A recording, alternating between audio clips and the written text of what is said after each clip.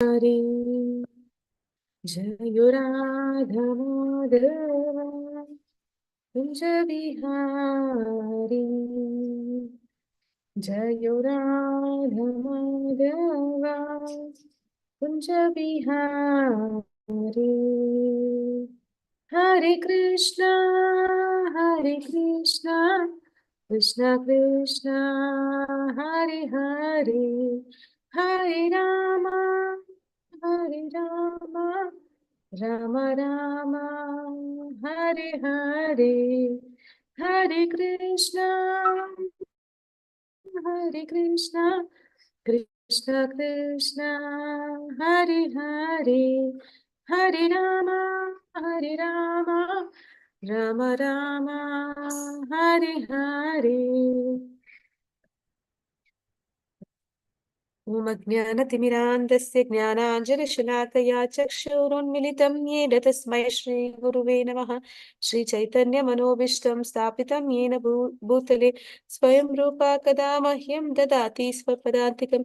वन्देऽहं श्रीगुरु श्रीयुतपदकमलं श्रीगुरून् वैष्णवांश्च श्रीरूपं साग्रजातं सहगण रघुनाथान्वितं तं सजीवं साद्वैतं सावधूतं परिजनसहितं कृष्णचैतन्यदेवं श्री राधा कृष्ण पादान सहगण ललिता श्री विशाखान्वितांश हे कृष्णा करुणा सिंधु दीनबंधो जगतपते गोपीश गोपिका कांत राधा कांत नमोस्तुते तप्त कांचन गौरांगी राधे वृंदावनेश्वरी वृषभानुसुते देवी प्रणवामि हरिप्रिये वाञ्छाकल्पतरुभ्यश्च कृपा सिन्धुभ्य एव च पतितनां पावनेभ्यो वैष्णवेभ्यो नमो नमः।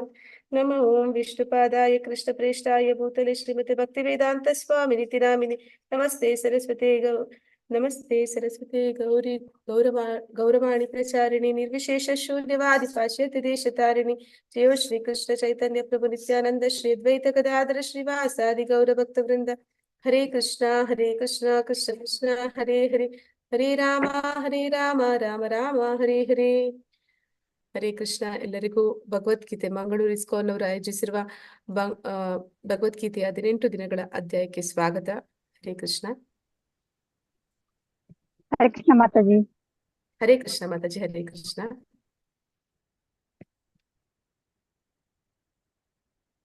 हरे कृष्ण मंजुला माता जी.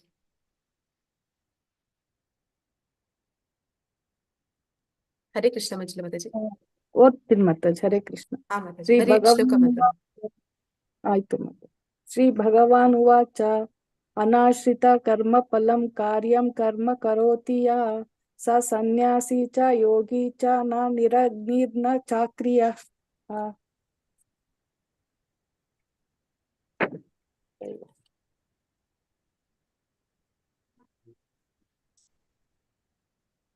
उद्धरेत आत्मान आत्मानं न आत्मानं अवसादयेत आत्मा एव हि आत्मना बंधु आत्म एव रिपु आत्मनः. ಆಟೇ ಶ್ಲೋಕ ಮಾತಾಜಿ. बंधुरात्मा आत्मान तस्य येन आत्मा एव आत्मानजितः अनात्मनः तु शत्रुत्वे वर्तेत आत्म एव शत्रुवत्. ಏಳನೇದು ಮಾತಾಜಿ. जितात्मनः प्रशान्तस्य परमात्मा समाहितः शीतोष्ण सुख दुःखेषु तथा मान अपमानयोः.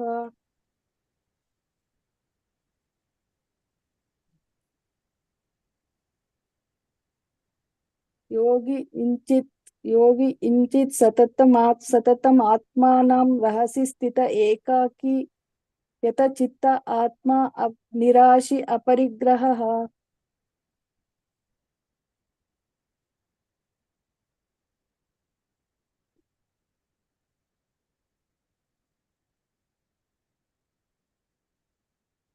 योगी युञ्जित सततम् आत्मानं रहसि स्थित एकाकी यत चित्तात्मा निराशि अपरिग्रहः.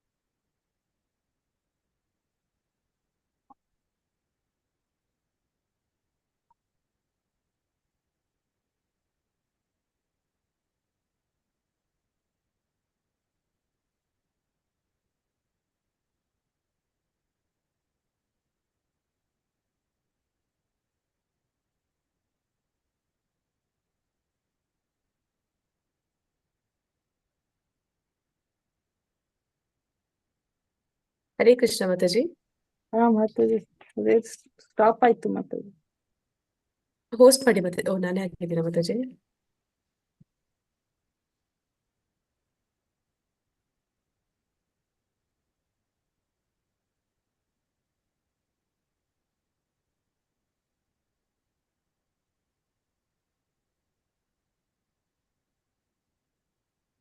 ಹರೇ ಕೃಷ್ಣ. ಕೇಳಿಸ್ತಿದ್ಯಲ್ಲ ಮಾತಾಜಿ? ಕಾಣಿಸುತ್ತೆ ನೋಡಿ ಮಾತಾಜಿ, ಒಂದು ನಿಮಿಷ. ಕೇಳಿಸ್ತಿದೆ ಮಾತಾಜಿ. ಸ್ಕ್ರೀನ್ ಮಾತಾಜಿ. ಹಾ ಕಾಣಿಸ್ತಿದೆ ಮಾತಾಜಿ. ಇದು ಓದಿದ್ರ ಮಾತಾಜಿ? ಹಾ ಅತ್ತೆ ಓದ್ದೆ ಮಾತಾಜಿ, ಶ್ಲೋಕ 10. ಓಕೆ ಮಾತಾಜಿ. 14 ಮಾತಾಜಿ. ಸಮಂ ಕಾಯ ಶಿರೋಗ್ರೀವಂ ಧಾರಯನ್ನಚಲಂ ಸ್ಥಿರಾ ಸಂಪ್ರೇಕ್ಷ್ಯ ನಾಸಿಕಾಗ್ರಂ ಸ್ವಂ ಅವಲೋಕನಯನ್ ಪ್ರಶಾಂತಾತ್ಮಾ ವಿಗತಭಿರ್ಭ ಬ್ರಹ್ಮಚಾರಿ ವೃತೆ ಸ್ಥಿತಃ ಮನ ಸಂಯಮ್ಯ ಮಚ್ಚಿತೋ ಯುಕ್ತ ಆಸೀತ ಮತ್ಪರಃ.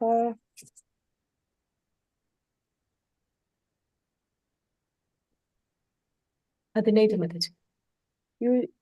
युध्यन् एवं सदा आत्मानं योगी नियतमानसः शान्तिं निर्वाणपरमं मत्संस्थाम् अधिगच्छति. 16 माताಜಿ. नात्यश्नस्तस्तु योगो अस्ति न चैकान्तमनस्नतः न चाति स्वप्नशीलस्य जाग्रतो नैव च अर्जुन.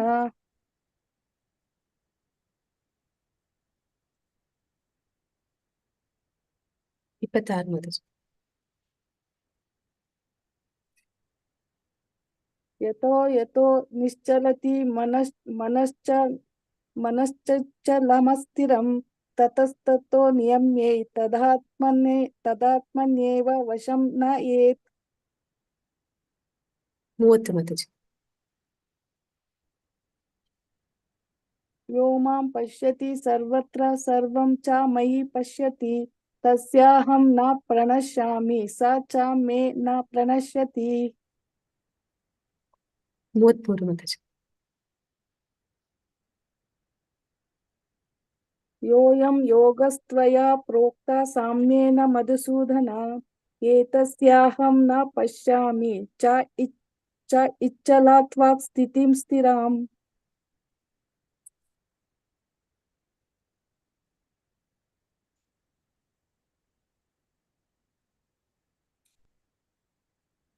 असंशयं महाबाहो मनो दुर्निग्रहं चलम् अभ्यासेन तु कौन्तेय वैराग्येन च गृह्यते. असयन्तात्मा असयन्तात्मान योगो दुष्प्राप इति मे मतिः वश्यान्पनातु यतता शक्यो अवाप्तुमुपायतः.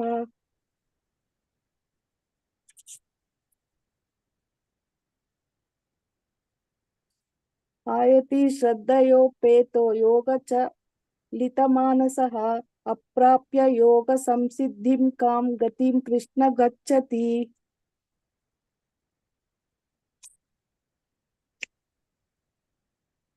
प्राप्य पुण्यकृतां लोकानुष्ठित्वा शाश्वती समाः शुचिनां श्रीमतां गेहे योग भ्रष्टो अभिजायते. अथवा योगिनामेव कुले भवति धीमताम् एतद्धि दुर्लभतरं लोके जन्मयादिदृश्यम्.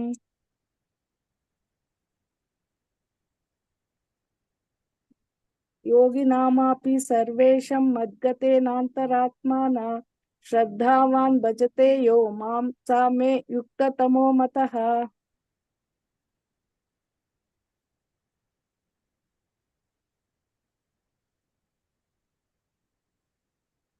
हरे कृष्ण माताजी. ಹರೇ ಕೃಷ್ಣ ಮಾತಾಜಿ. ಹರೇ ಕೃಷ್ಣ.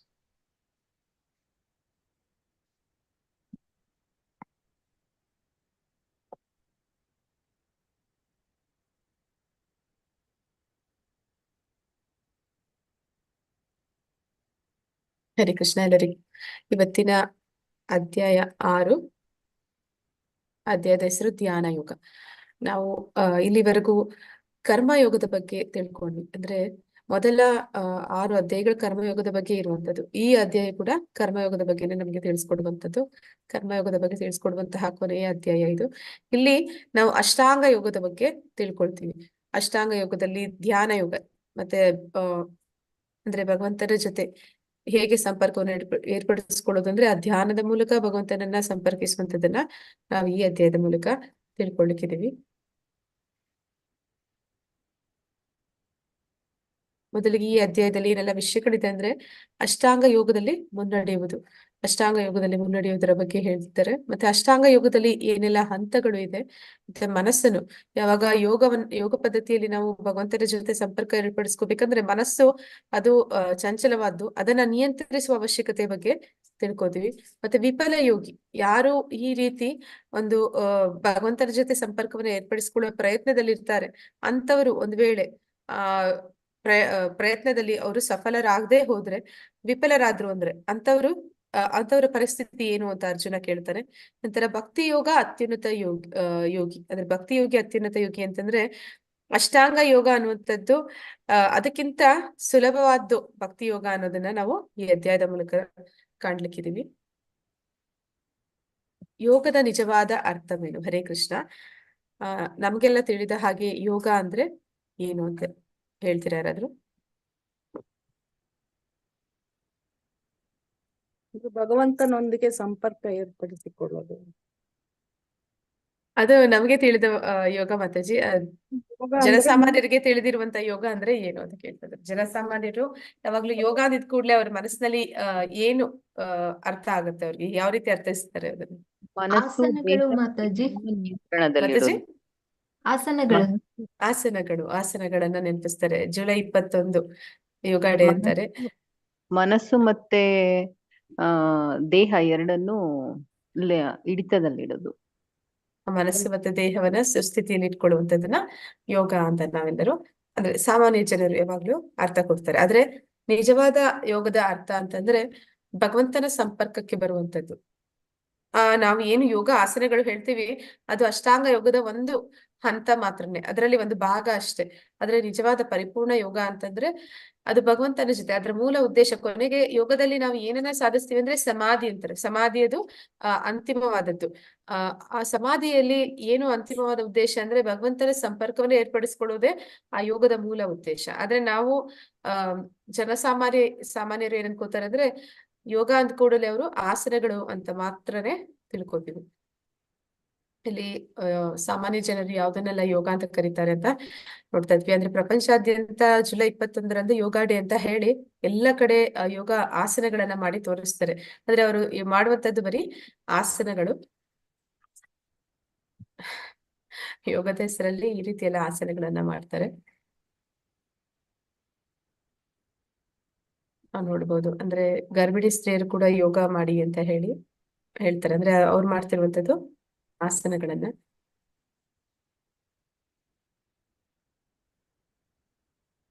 ಅಷ್ಟಾಂಗ ಯೋಗ ಅಂದ್ರೆ ಏನು? ಅಷ್ಟಾಂಗ ಯೋಗ ಅಂದ್ರೆ ಏನಂತ ನಾವು ಈಗ ನೋಡೋಣ.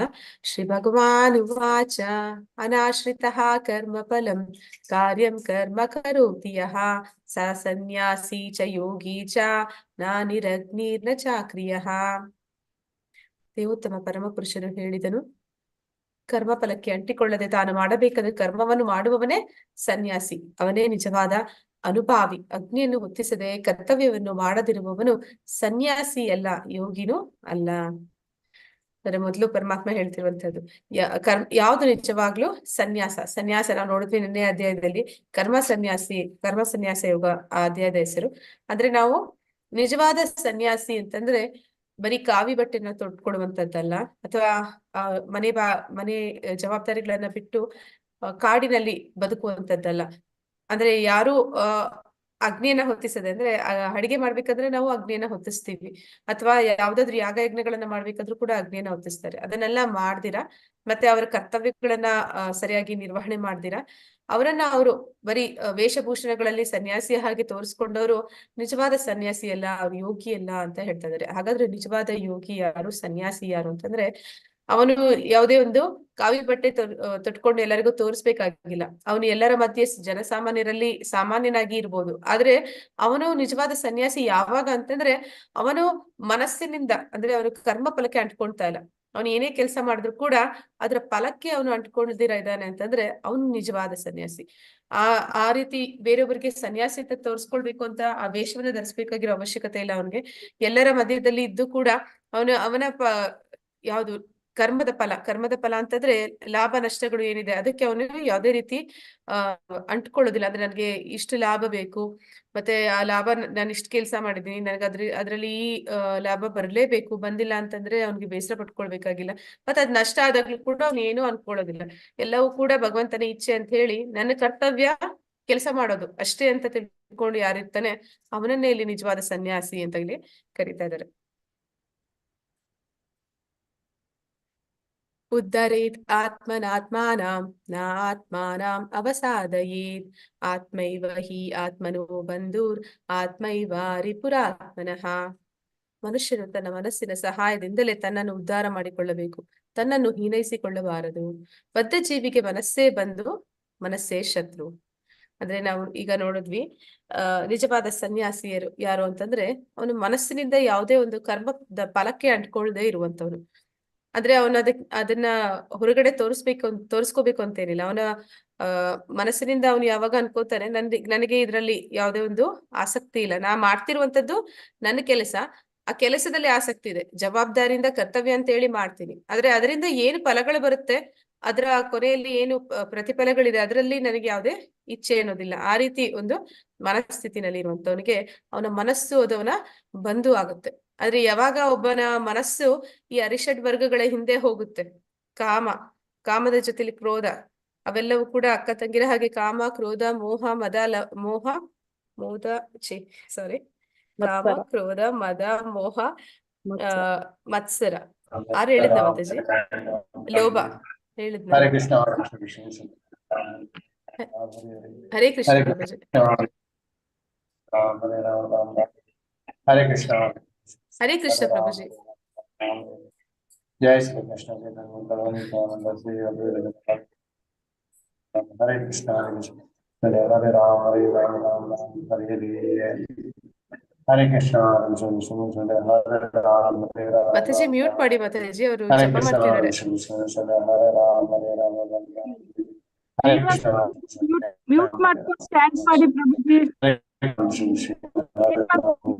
ಹರೇ ಕೃಷ್ಣ.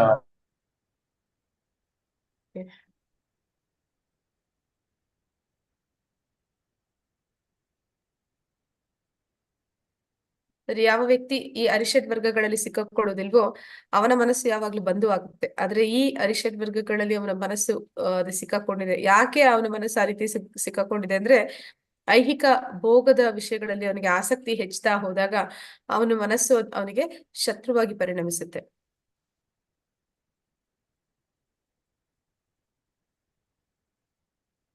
ಯೋಗ ಮತ್ತು ಭೋಗದ ನಡುವಿನ ವ್ಯತ್ಯಾಸ ಏನು? ಹರೇ ಕೃಷ್ಣ. ಯಾರಾದ್ರೂ ಹೇಳ್ತೀರಾ ಯೋಗ ಅಂದ್ರೆ ಏನು, ಭೋಗ ಅಂದ್ರೆ ಏನು?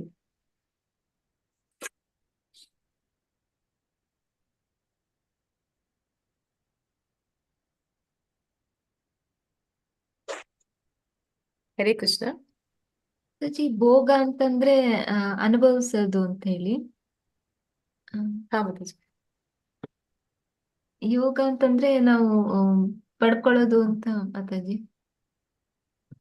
ಅದು ನಮ್ಮ ಸಾಧಾರಣ ಲೌಕಿಕ ಅರ್ಥದಲ್ಲಿ ಆ ರೀತಿ. ಆದ್ರೆ ಇಲ್ಲಿ ಏನು ಅಂತಂದ್ರೆ ಯೋಗ ಅಂತಂದ್ರೆ ಭಗವಂತನ ಇಂದ್ರಿಯಗಳನ್ನ ತೃಪ್ತಿಪಡಿಸಿದ್ರೆ ಅದು ಯೋಗ ಆಗುತ್ತೆ. ಅದೇ ನಮ್ಮ ಇಂದ್ರಿಯಗಳನ್ನ ತೃಪ್ತಿಪಡಿಸ್ಕೊಳ್ಳುವಂಥದ್ದು ಅದು ಭೋಗ ಆಗುತ್ತೆ. ಅಂದ್ರೆ ನಮಗೋಸ್ಕರ ಮಾಡ್ಕೊಳ್ಳುವಂಥದ್ದೆಲ್ಲವೂ ಕೂಡ ಭೋಗ ಅಂತ ಅನಿಸ್ಕೊಳ್ಳುತ್ತೆ. ಭಗವಂತನಿಗಾಗಿ ಏನೆಲ್ಲ ಮಾಡುತ್ತೀವಿ ಅದೆಲ್ಲ ಯೋಗ ಅಂತಂದ್ರೆ ಭಗವಂತನ ಜೊತೆ ಸಂಪರ್ಕವನ್ನ ಸಾಧಿಸುವಂಥದ್ದು. ಅವನ ಇಂದ್ರಿಯಗಳನ್ನ ತೃಪ್ತಿಪಡಿಸೋದಕ್ಕೆ ನಾವು ಪ್ರಯತ್ನ ಪಟ್ಟಾಗ ಅದು ಯೋಗ ಅನ್ನಿಸ್ಕೊಳ್ಳುತ್ತೆ.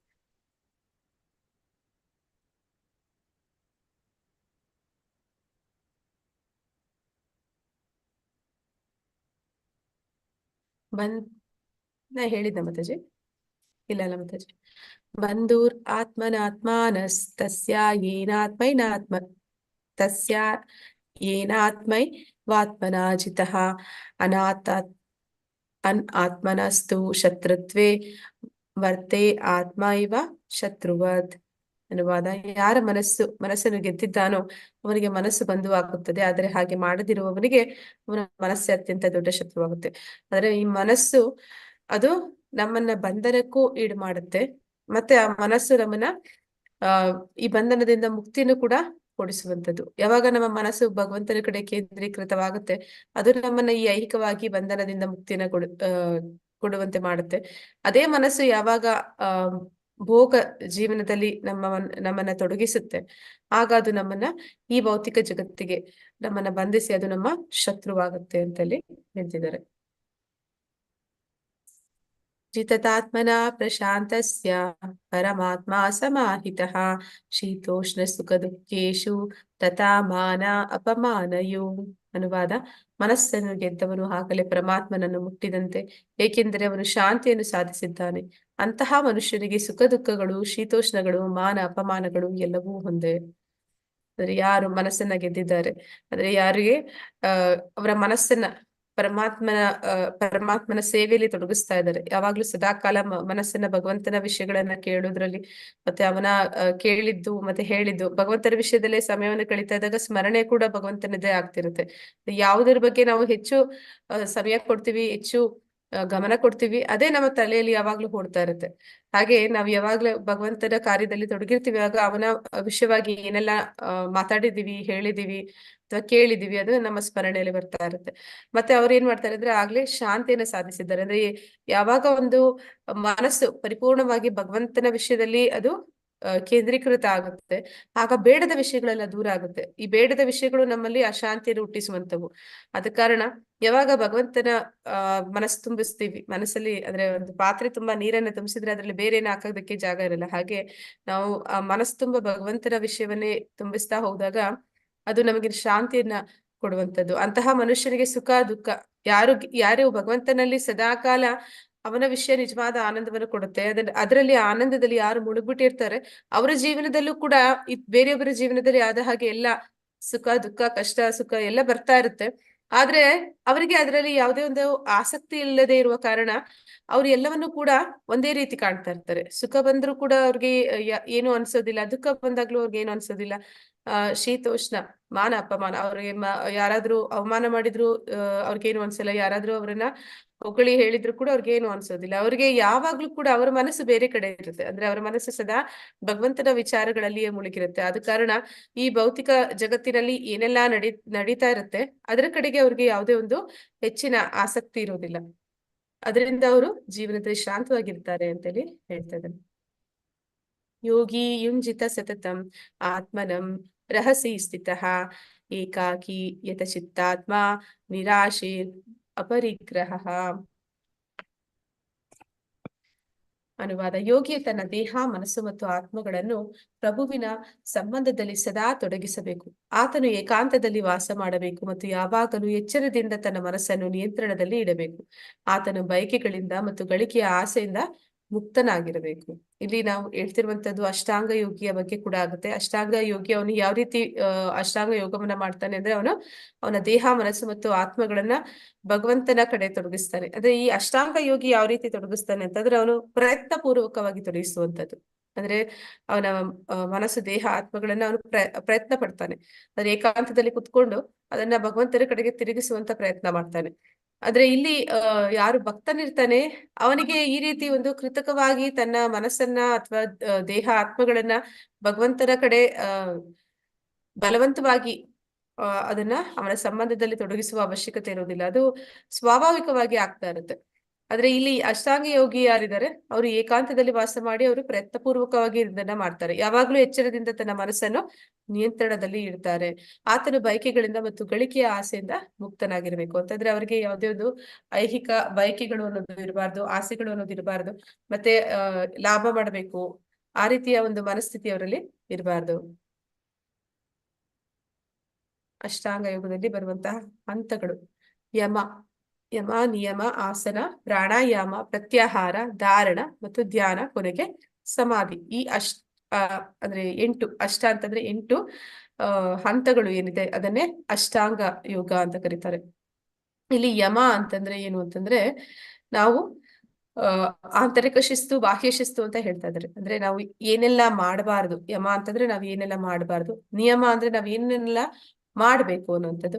ಆಸನ ಅಂತಂದ್ರೆ ಈಗ ಇದು ಪ್ರಚಲಿತವಾಗಿರುವಂತದ್ದು. ಯೋಗ ಅಂದ ಕೂಡಲೇ ಎಲ್ಲರೂ ಕೂಡ ಹೇಳುವಂತದ್ದು ಆಸನ, ಯಾವ ರೀತಿ ಕುಳಿತುಕೊಳ್ಬೇಕು ಅನ್ನುವಂಥದ್ದು. ನಂತರ ಪ್ರಾಣಾಯಾಮ ಅಂದ್ರೆ ಉಸಿರಿನ ಮೇಲೆ ನಿಯಂತ್ರಣ. ಇದು ಕೂಡ ಹೆಚ್ಚಾಗಿ ಭೌತಿಕ ಜಗತ್ತಿನಲ್ಲಿ ನಾವು ಕಾಣ್ತೀವಿ. ಯೋಗ ಆಸನಗಳನ್ನ ಹೇಳ್ಕೊಡುವಂಥದ್ದು, ಮತ್ತೆ ಈ ಪ್ರಾಣಾಯಾಮದ ಅಂದ್ರೆ ಉಸಿರಾಟದ ನಿಯಂತ್ರಣದ ಬಗ್ಗೆ ತಿಳಿಸ್ಕೊಡುವಂತಹ ಅನೇಕ ಒಂದು ತರಗತಿಗಳು ಇರುತ್ತೆ. ಮತ್ತೆ ಪ್ರತ್ಯಾಹಾರ ಅಂತಂದ್ರೆ ಇಂದ್ರಿಯಗಳನ್ನ ನಿಗ್ರಹಿಸುವಂಥದ್ದು, ಅದರ ಇಂದ್ರಿಯ ವಸ್ತುಗಳಿಂದ ದೂರ ಇಡಿಸುವಂಥದ್ದು.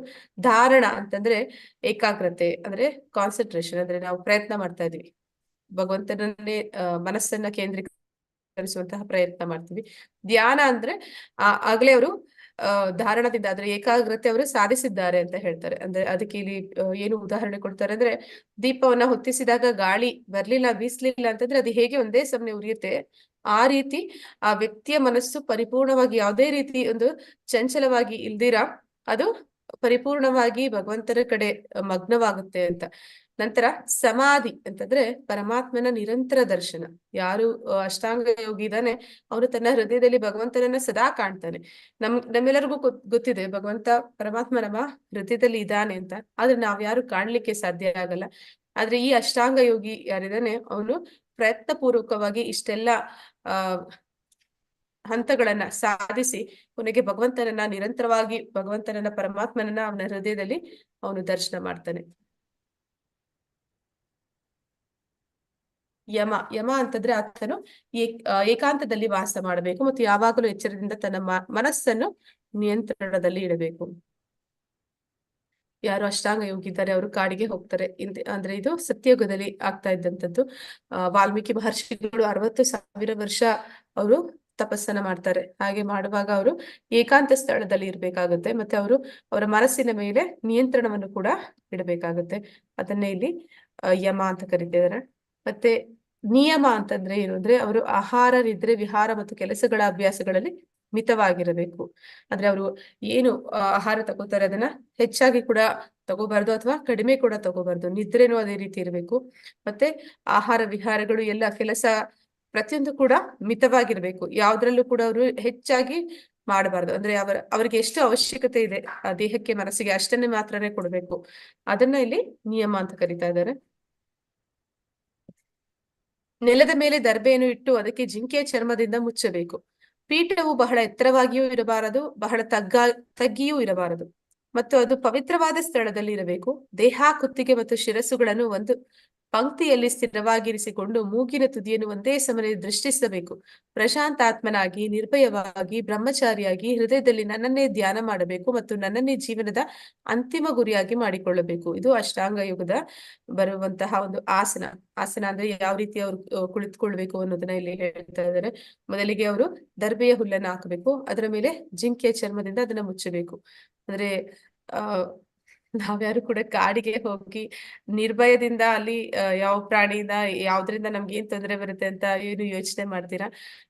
ಅಂತಹ ಒಂದು ಜಾಗವನ್ನ ಹುಡುಕಿ ಅಲ್ಲಿ ಕುಳಿತುಕೊಳ್ಳುವಂತದ್ದು ಅದೆಲ್ಲ ಕೂಡ ಕಷ್ಟ ಸಾಧ್ಯ. ಅಲ್ಲಿ ಹೋಗಿ ಕುಳಿತ ಮೇಲೆ ಇಲ್ಲಿ ಹೇಳ್ತಾ ಇದ್ದಾರೆ ಜಿಂಕೆ ಚರ್ಮವನ್ನ ಉದಿಸಬೇಕು ಅಂತ. ಯಾಕೆ ಅಂತಂದ್ರೆ ಅಲ್ಲಿ ಸಹಿಸೃಪಗಳು ಇರುತ್ತೆ. ಅಂದ್ರೆ ಈ ಕ್ರೂರ ಪ್ರಾಣಿಗಳಿಗೆ ನಾವು ಕಾಣಿಸ್ದೆ ಹೋದ್ರೂನು ಇರ್ಬೋದು, ಆದ್ರೆ ಈ ಸಹಿಸೃಪಗಳು ಅಂತಂದ್ರೆ ಒಂದು ಚೇಳು, ಹಾವು ಅಥವಾ ಒಂದು ಜರಿ, ಇಂತಹ ಒಂದು ಸಹಿಸೃಪಗಳು ಪ್ರಾಣಿಗಳು ಏನಿರುತ್ತೆ, ಚಿಕ್ಕ ಚಿಕ್ಕ ಪ್ರಾಣಿಗಳು, ಅವುಗಳು ಆ ಜಿಂಕೆ ಚರ್ಮದ ಇರುವ ಕಡೆ ಬರೋದಿಲ್ಲ ಅಂತ ಹೇಳ್ತಾರೆ. ಆದ ಕಾರಣ ಅವರು ಅದನ್ನ ದರ್ಬೆಯ ಹುಲ್ಲಿನ ಮೇಲೆ ಹಾಸಿಕೊಂಡು ಅದ್ರ ಮೇಲೆ ಕೂತ್ಕೋತಾರೆ. ಮತ್ತೆ ಅವ್ರು ಕೂತ್ಕೊಳ್ಳುವಂತ ಜಾಗ ಯಾವ ರೀತಿ ಇರ್ಬೇಕಂತ ಹೇಳ್ತಾ ಇದ್ದಾರೆ. ಅದು ತುಂಬಾ ಎತ್ತರನೂ ಇರಬಾರ್ದು, ಅದೇ ಸಮಯದ ತಗ್ಗಾದ ಪ್ರದೇಶದಲ್ಲೂ ಇರಬಾರ್ದು. ಮತ್ತೆ ಆ ಜಾಗ ಎಲ್ಲಿ ಮಾಡ್ತಾ ಇರೋದು ಪವಿತ್ರವಾದ ಸ್ಥಳ ಆಗಿರ್ಬೇಕು. ಈ ಪವಿತ್ರವಾದ ಸ್ಥಳ ಯಾವ್ದು ಅಂತ ಹುಡುಕೋದು ಕಷ್ಟ. ಆದ್ರೆ ನಾವು ಈಗಿನ ಕಾಲದಲ್ಲಿ ಪವಿತ್ರವಾದ ಸ್ಥಳಗಳು ಅಂತ ದೇವಸ್ಥಾನಗಳನ್ನ ಹೇಳ್ತೀವಿ. ಅಲ್ಲಿ ಜನ ತುಳುಕ್ತಾ ಇರ್ತಾರೆ, ಅಲ್ಲಿ ನಾವು ಏಕಾಂತದಲ್ಲಿ ಇರ್ಲಿಕ್ಕೆ ಸಾಧ್ಯ ಆಗೋದಿಲ್ಲ. ದೇಹ, ಕುತ್ತಿಗೆ ಮತ್ತು ಶಿರಸ್ಸುಗಳನ್ನು ಒಂದು ಪಂಕ್ತಿಯಲ್ಲಿ ಸ್ಥಿರವಾಗಿ ಇರಿಸಿಕೊಂಡು ಮೂಗಿನ ತುದಿಯನ್ನು ಒಂದೇ ಸಮನೆ ದೃಷ್ಟಿಸಬೇಕು. ಅಂದ್ರೆ ಇದು ಆಸನ ಪ್ರಾರಂಭ ಆಗ್ತಿದೆ. ಅಂದ್ರೆ ಯೋಗ ನಾವೇನ್ ಹೇಳ್ತೀವಿ ಅದು. ಅಲ್ಲಿ ಅವರು ನೇರವಾಗಿ ಕುತ್ಕೋಬೇಕು, ಮತ್ತೆ ಅವರು ಅರೆ ಮುಚ್ಚಿದ ಕಣ್ಣುಗಳಿಂದ ಅವರ ಮೂಗನ್ನು ದೃಷ್ಟಿಸಬೇಕು. ನಂತರ ಪ್ರಶಾಂತಾತ್ಮನಿಗೆ ನಿರ್ಭಯವಾಗಿ ಬ್ರಹ್ಮಚಾರಿಯಾಗಿ ಹೃದಯದಲ್ಲಿ ನನ್ನನ್ನು ಧ್ಯಾನ ಮಾಡಬೇಕು. ಪ್ರಶಾಂತಾತ್ಮನಾಗಿ ಅಂತಂದ್ರೆ ಅವನಿಗೆ ಕಾಡಿನಲ್ಲಿ ನಾನು ಒಬ್ಬನೇ ಕೂತಿದ್ದೀನಿ, ನನಗೆ ಏನಾಗುತ್ತೆ ಅಂತೆಲ್ಲ ಭಯ ಅನ್ನೋದಿರಬಾರ್ದು. ಮತ್ತೆ ಬ್ರಹ್ಮಚಾರಿಯಾಗಿ ಅಂದ್ರೆ ಅವನು ಯಾವುದೇ ರೀತಿಯ ಒಂದು ಏನಂತಾರೆ ಆತ್ಮ ಸಂಯಮ ಅವನಲ್ಲಿ ಇರಬೇಕು. ಹೃದಯದಲ್ಲಿ ಭಗವಂತನನ್ನ ಹೊರತುಪಡಿಸಿ ಬೇರೆ ಯಾರನ್ನು ಕೂಡ ಬೇರೆ ಯಾವ್ದನ್ನು ಕೂಡ ಅವನು ಯೋಚನೆ ಮಾಡಬಾರ್ದು. ಹೀಗೆ ಅವನ ಜೀವನದ ಅಂತಿಮ ಗುರಿ ಎನ್ನುವಂಥದ್ದು ಭಗವಂತನೇ ಆಗಿರ್ಬೇಕು ಅಂತೇಳಿ ತಿಳಿಸ್ತಾ ಇದ್ದಾರೆ. ಪ್ರಾಣಾಯಾಮದ ಪ್ರಕ್ರಿಯೆಯನ್ನು ಅನುಸರಿಸುವ ಇನ್ನು ಕೆಲವರು ಹೊರ ಹೋಗುವ ವಾಯುವಿನ ಚಲನೆಯನ್ನು ಒಳಕ್ಕೆ ಬರುವ ವಾಯುವಿನ ಚಲನೆಗೆ ಮತ್ತು ಒಳಕ್ಕೆ ಬಿಡುವ ಉಸಿರಿನ ಚಲನೆಯನ್ನು ಹೊರಕ್ಕೆ ಹೋಗುವ ವಾಯುವಿನ ಚಲನೆಗೆ ಅರ್ಪಿಸಿ ಕಡೆಗೆ ಎಲ್ಲ ಉಸಿರಾಟವನ್ನು ನಿಯಂತ್ರಣ ಮಾಡ್ತಾರೆ ಅಂತ ಹೇಳ್ತಾರೆ. ಅಂದ್ರೆ ಹೇಗೆ ಆ ಪ್ರಾಣಾಯಾಮ, ಹರೇ ಕೃಷ್ಣ, ಯಾರಿಗಾದ್ರೂ ಪ್ರಾಣಾಯಾಮ ಕ್ಲಾಸಸ್ ಹೋಗ್ತಿದ್ರೆ ನಿಮ್ಗೆ ಗೊತ್ತಿರುತ್ತೆ, ಅದರಲ್ಲಿ ಕೆಲವೊಂದು ಹೆಸರುಗಳಿರುತ್ತೆ ಒಂದೊಂದು ರೀತಿಯ ಉಸಿರಾಟಕ್ಕೂ. ಯಾರಾದ್ರೂ ತಿಳಿದಿದ್ರೆ ಹೇಳ್ಬೋದು. ಹರೇ ಕೃಷ್ಣ. ಅಲೋಮ ವಿಲೋಮ, ಮಾತಾಜಿ. ಬ್ರಾಹ್ಮರಿ, ಮಾತಾಜಿ. ಕಪಾಲಭಾತಿ, ಮಾತಾಜಿ. ಭಸ್ತ್ರಿಕಾ, ಭಸ್ತಿಕಾ, ನಾಡಿ ಶೋಧ, ಇನ್ನ ಏನೇನೋ ಹೇಳ್ತಾರೆ ಮಾತಾಜಿ. ಮತ್ತೆ ಅದಕ್ಕೆ ಆಸನಗಳನ್ನು ಕೂಡ ಅವರು ಇಟ್ಕೊಂಡಿರ್ತಾರೆ. ಅಂದ್ರೆ ಯಾವ ರೀತಿ ಪದ್ಮಾಸನ ಅಂತಾರೆ, ವಜ್ರಾಸನ ಅಂತಾರೆ. ಮತ್ತೆ ಆಸನಗಳು ಮುದ್ರೆಗಳು ಎರಡು ಇದೆ. ಆಸನಗಳು, ಮುದ್ರೆಗಳು ಇದೆಲ್ಲ ಇರುತ್ತೆ. ಅದನ್ನ ಇಲ್ಲಿ ತಿಳಿಸ್ತಾ ಇದ್ದಾರೆ. ಅಂದ್ರೆ ಅವ್ರು ಏನ್ ಮಾಡ್ತಾ ಇದಾರೆ ಅಂದ್ರೆ ಅವ್ರು ಉಸಿರಿನ ಮೇಲೆ ನಿಯಂತ್ರಣವನ್ನ ಸಾಧಿಸ್ತಾ ಇದ್ದಾರೆ. ಅವ್ರು ಯಾವ ರೀತಿ ಉಸಿರಾಡ್ಬೇಕು ಅನ್ನೋದನ್ನ ಅದನ್ನ ನಿಯಂತ್ರಣದಲ್ಲಿ ಇಡ್ತಾ ಇದ್ದಾರೆ. ಗಾಳಿನ ಅಂದ್ರೆ ನಾವು ಕೇಳ್ತೀವಿ ಏನಂತ ಹೇಳ್ತಾರೆ ಅಂತಂದ್ರೆ ಕೆಲವೊಂದ್ಸಲ ಮನುಷ್ಯರಿಗೆ ಅವನಿಗೆ ಇಷ್ಟು ಸತಿ ಉಸಿರಾಡ್ಬೇಕು ಅನ್ನೋದು ಮಾತ್ರ ಅವನ ಜೀವನದಲ್ಲಿ ಇರುತ್ತೆ ಅಂತ ಹೇಳ್ತಾರೆ, ಎಷ್ಟು ಬಾರಿ ಉಸಿರಾಡ್ಬೇಕು ಅಂತ. ಆದ್ರೆ ನಾವ್ ಯಾವಾಗ್ಲೂ ಒತ್ತಡದಲ್ಲಿದ್ದಾಗ ಏನ್ ಮಾಡ್ತೀವಿ, ಉಸಿರಾಟನ ವೇಗ ಮಾಡ್ತೀವಿ. ಉಸಿರಾಟನ ವೇಗ ಮಾಡಿದಷ್ಟು ನಮ್ಮ ಆಯುಸ್ಸು ಕಡಿಮೆ ಆಗುತ್ತೆ ಅಂತ ಹೇಳ್ತಾರೆ. ಆದ್ರೆ ಹೀಗೆ ಪ್ರಾಣಾಯಾಮ ಮಾಡುವವರು ಏನ್ ಮಾಡ್ತಾರೆ ಅಂದ್ರೆ ಉಸಿರಾಟವನ್ನ ಅದನ್ನ ನಿಧಾನ ಮಾಡ್ತಾರೆ. ಆ ರೀತಿ ನಿಧಾನ ಮಾಡೋದ್ರಿಂದ ಅವರ ಆಯಸ್ಸು ಸಮಯ ಅದು ಹೆಚ್ಚುತ್ತೆ ಅನ್ನೋದು ಒಂದು ಅನಿಸಿಕೆ. ಇಲ್ಲಿ ನಾವು ನೋಡ್ತಾ ಇದ್ವಿ ಯಮ ನಿಯಮ, ಇವೆಲ್ಲವೂ ಕೂಡ ನಾವು ಕೃಷ್ಣ ಪ್ರಜ್ಞೆಯಲ್ಲೂ ಕೂಡ ಸಾಧಿಸ್ತೀವಿ. ಅಂದ್ರೆ ಇಲ್ಲಿ ಯಾವ್ದು ಯಮ ಅಂತಂದ್ರೆ ನಾವು ಬೆಳಿಗ್ಗೆ ಬೇಗ ಎದ್ದೇಳ್ಬೇಕು ಅಂತ ಹೇಳುವಂಥದ್ದು. ಅಂದ್ರೆ ಬ್ರಾಹ್ಮಿ ಮುಹೂರ್ತದಲ್ಲಿ ಎದ್ದು ಆಗ್ಲೇ ನಾವು ಭಗವಂತನ ಆರತಿ ನೋಡ್ಬೇಕು. ನಂತರ ನಮ್ಮ ಸಂಕೀರ್ತನೆ 16 ಸುತ್ತು ಅದನ್ನ ಬ್ರಾಹ್ಮಿ ಮುಹೂರ್ತದಲ್ಲಿ ಸಂಕೀರ್ತನೆ ಮಾಡಿ ಮುಗಿಸ್ಬೇಕು. ನಂತರ ನಾವು ಏಕಾದಶಿ ವ್ರತಗಳನ್ನ ಮತ್ತೆ ಜನ್ಮಾಷ್ಟಮಿ ಅಥವಾ ನಮ್ಮ ಯಾರೆಲ್ಲ ಗುರುಗಳಿದ್ದಾರೆ ಆಚಾರ್ಯರು ಅವರ ಏನಂತಾರೆ ಆವಿರ್ಭಾವ ಮತ್ತೆ ಅಂತರ್ಧಾನ ಆದ ದಿನಗಳಲ್ಲಿ ಉಪವಾಸಗಳನ್ನು ಮಾಡುವಂಥದ್ದು. ನಂತರ ಭಗವದ್ಗೀತೆ ಭಾಗವತ ಪ್ರತಿದಿನ ಓದುವಂಥದ್ದು, ಕೇಳುವಂಥದ್ದು, ಭಕ್ತರ ಸಂಘದಲ್ಲಿ ಇರುವಂಥದ್ದು, ಇವೆಲ್ಲವೂ ಕೂಡ ನಮಗೂ ಕೂಡ ಒಂದು ಯಮ ನಿಯಮಗಳು ಅಂತ ಪ್ರಭುಪಾದರು ಕೊಟ್ಟಿದ್ದಾರೆ. ಮತ್ತೆ 4 ನಿಯಂತ್ರಕ ತತ್ವಗಳನ್ನ ನಾವು ಯಾವಾಗ್ಲೂ ಪಾಲಿಸ್ಬೇಕಾಗುತ್ತೆ. ಯಾವ್ದೆಲ್ಲ 4 ನಿಯಂತ್ರಕ ತತ್ವಗಳು? ಹರೇ ಕೃಷ್ಣ, ಹೇಳ್ತೀರಾ ಯಾರಾದ್ರು?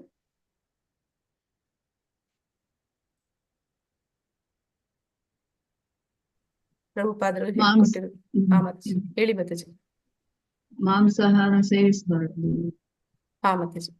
ನಶೆಯಲ್ಲಿ ಇರಬಾರದು, ಮಾದಕ ದ್ರವ್ಯ ಇರಬಾರದು, ಮತ್ತೆ ಕೆಟ್ಟ ಚಟಗಳಿರಬಾರದು, ಜೂಜಾಡಬಾರದು, ಜೂಜಾಟ ಇವೆಲ್ಲವೂ ಕೂಡ ಮಾತಾಜಿ ಇದೆಲ್ಲವೂ ಕೂಡ ನಿಯಂತ್ರಕ ತತ್ವಗಳು ಅಂತ ಹೇಳಿ ಯಮ ನಿಯಮಗಳನ್ನ ನಾವು ಕೃಷ್ಣ ಪ್ರಜ್ಞೆಯಲ್ಲೂ ಕೂಡ ಕಾಡ್ಲಿಕ್ಕೆ ಸಾಧ್ಯ ಆಗುತ್ತೆ.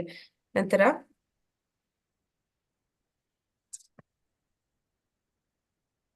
ಪ್ರತ್ಯಾಹಾರ ಅಂತಂದ್ರೆ ಐಹಿಕ ಅಸ್ತಿತ್ವದ ಅಂತ್ಯ. ಅಂದ್ರೆ ಪ್ರತ್ಯಾಹಾರ ಅಂತಂದ್ರೆ ಇಂದ್ರಿಯಗಳನ್ನ ಪರಿಪೂರ್ಣವಾಗಿ ಅದರ ಇಂದ್ರಿಯ ವಸ್ತುಗಳಿಂದ ದೂರ ಇಡುವಂಥದ್ದು.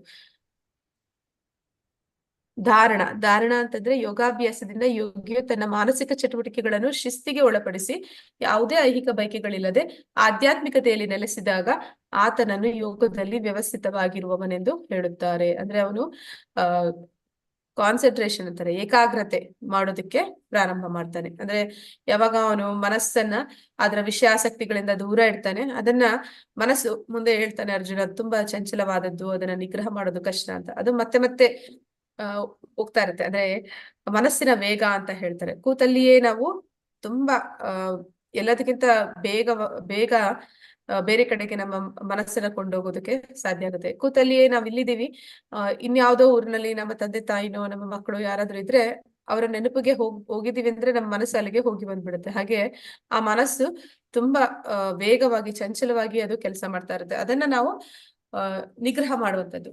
ಎಲ್ಲೆಲ್ಲೋ ಹೋಗುವಂತ ಮನಸ್ಸನ್ನ ಮತ್ತೆ ಮತ್ತೆ ತಂದು ಆ ಭಗವಂತನ ಒಂದು ಧ್ಯಾನದಲ್ಲಿ ಕೂರಿಸುವಂಥದ್ದು. ಧ್ಯಾನ.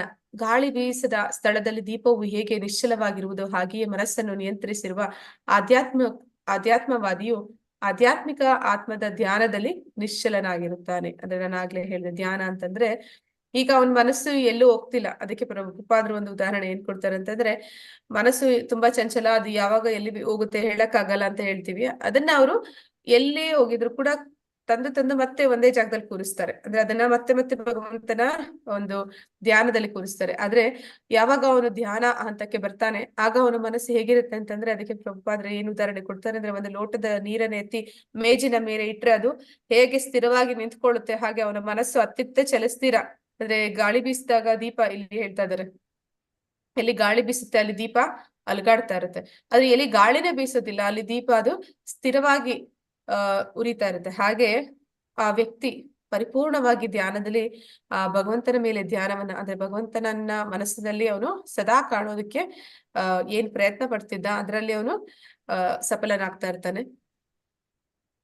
ಅದು ಮುಂದುವರೆದಂತೆ ಸಮಾಧಿ ಸ್ಥಿತಿಗೆ ಬರ್ತಾನೆ. ಸಮಾಧಿ ಸ್ಥಿತಿ ಅಂದ್ರೆ ಇಂತಹ ಸ್ಥಾನದಲ್ಲಿ ನಿಂತವನು ಅತ್ಯಂತ ತೀವ್ರವಾದ ಕಷ್ಟಗಳಲ್ಲಿಯೂ ವಿಚಲಿತನಾಗುವುದಿಲ್ಲ. ಐಹಿಕ ಸಂಪರ್ಕದಿಂದಾಗುವ ಎಲ್ಲ ದುಃಖಗಳಿಂದ ವಾಸ್ತವವಾದ ಬಿಡುಗಡೆ ಎಂದರೆ ಇದೆ ಅಂತ ಹೇಳ್ತಾ ಇದ್ದಾರೆ. ಅಂದ್ರೆ ಧ್ಯಾನ ಅದರಲ್ಲಿ ಪರಿಪೂರ್ಣವಾಗಿ ಅವನು ಸಫಲನಾದ ಅಂತಂದ್ರೆ ಅವನ ಮನಸ್ಸು ಇನ್ನು ಎಲ್ಲೂ ಹೋಗೋದಿಲ್ಲ. ಅದು ಪರಿಪೂರ್ಣವಾಗಿ ಭಗವಂತನಲ್ಲಿ ಅದು ಮಗ್ನವಾಗದಾಗ ಏನಾಗುತ್ತೆ ಅಂತಂದ್ರೆ ಅವನ ಸುತ್ತಮುತ್ತ ಏನೇ ಆದ್ರೂ ಕೂಡ ಅವನಿಗೆ ಅದರಿಂದ ಯಾವುದೇ ರೀತಿಯ ಒಂದು ಪರಿಣಾಮ ಅವನ ಮೇಲೆ ಅದು ಬೀರೋದಿಲ್ಲ. ಆಗ ಅವನು ಯಾವುದೇ ರೀತಿ ಅವನಲ್ಲಿ ಚಂಚಲ ಅನ್ನೋದು ಇರೋದಿಲ್ಲ. ಅದನ್ನೇ ಇಲ್ಲಿ ಹೇಳ್ತಾ ಇದ್ದಾರೆ. ಅದನ್ನೇ ಇಲ್ಲಿ ಏನಂತ ಹೇಳ್ತಾ ಇದ್ದಾರೆ ಅಂದ್ರೆ ವಾಸ್ತವವಾದ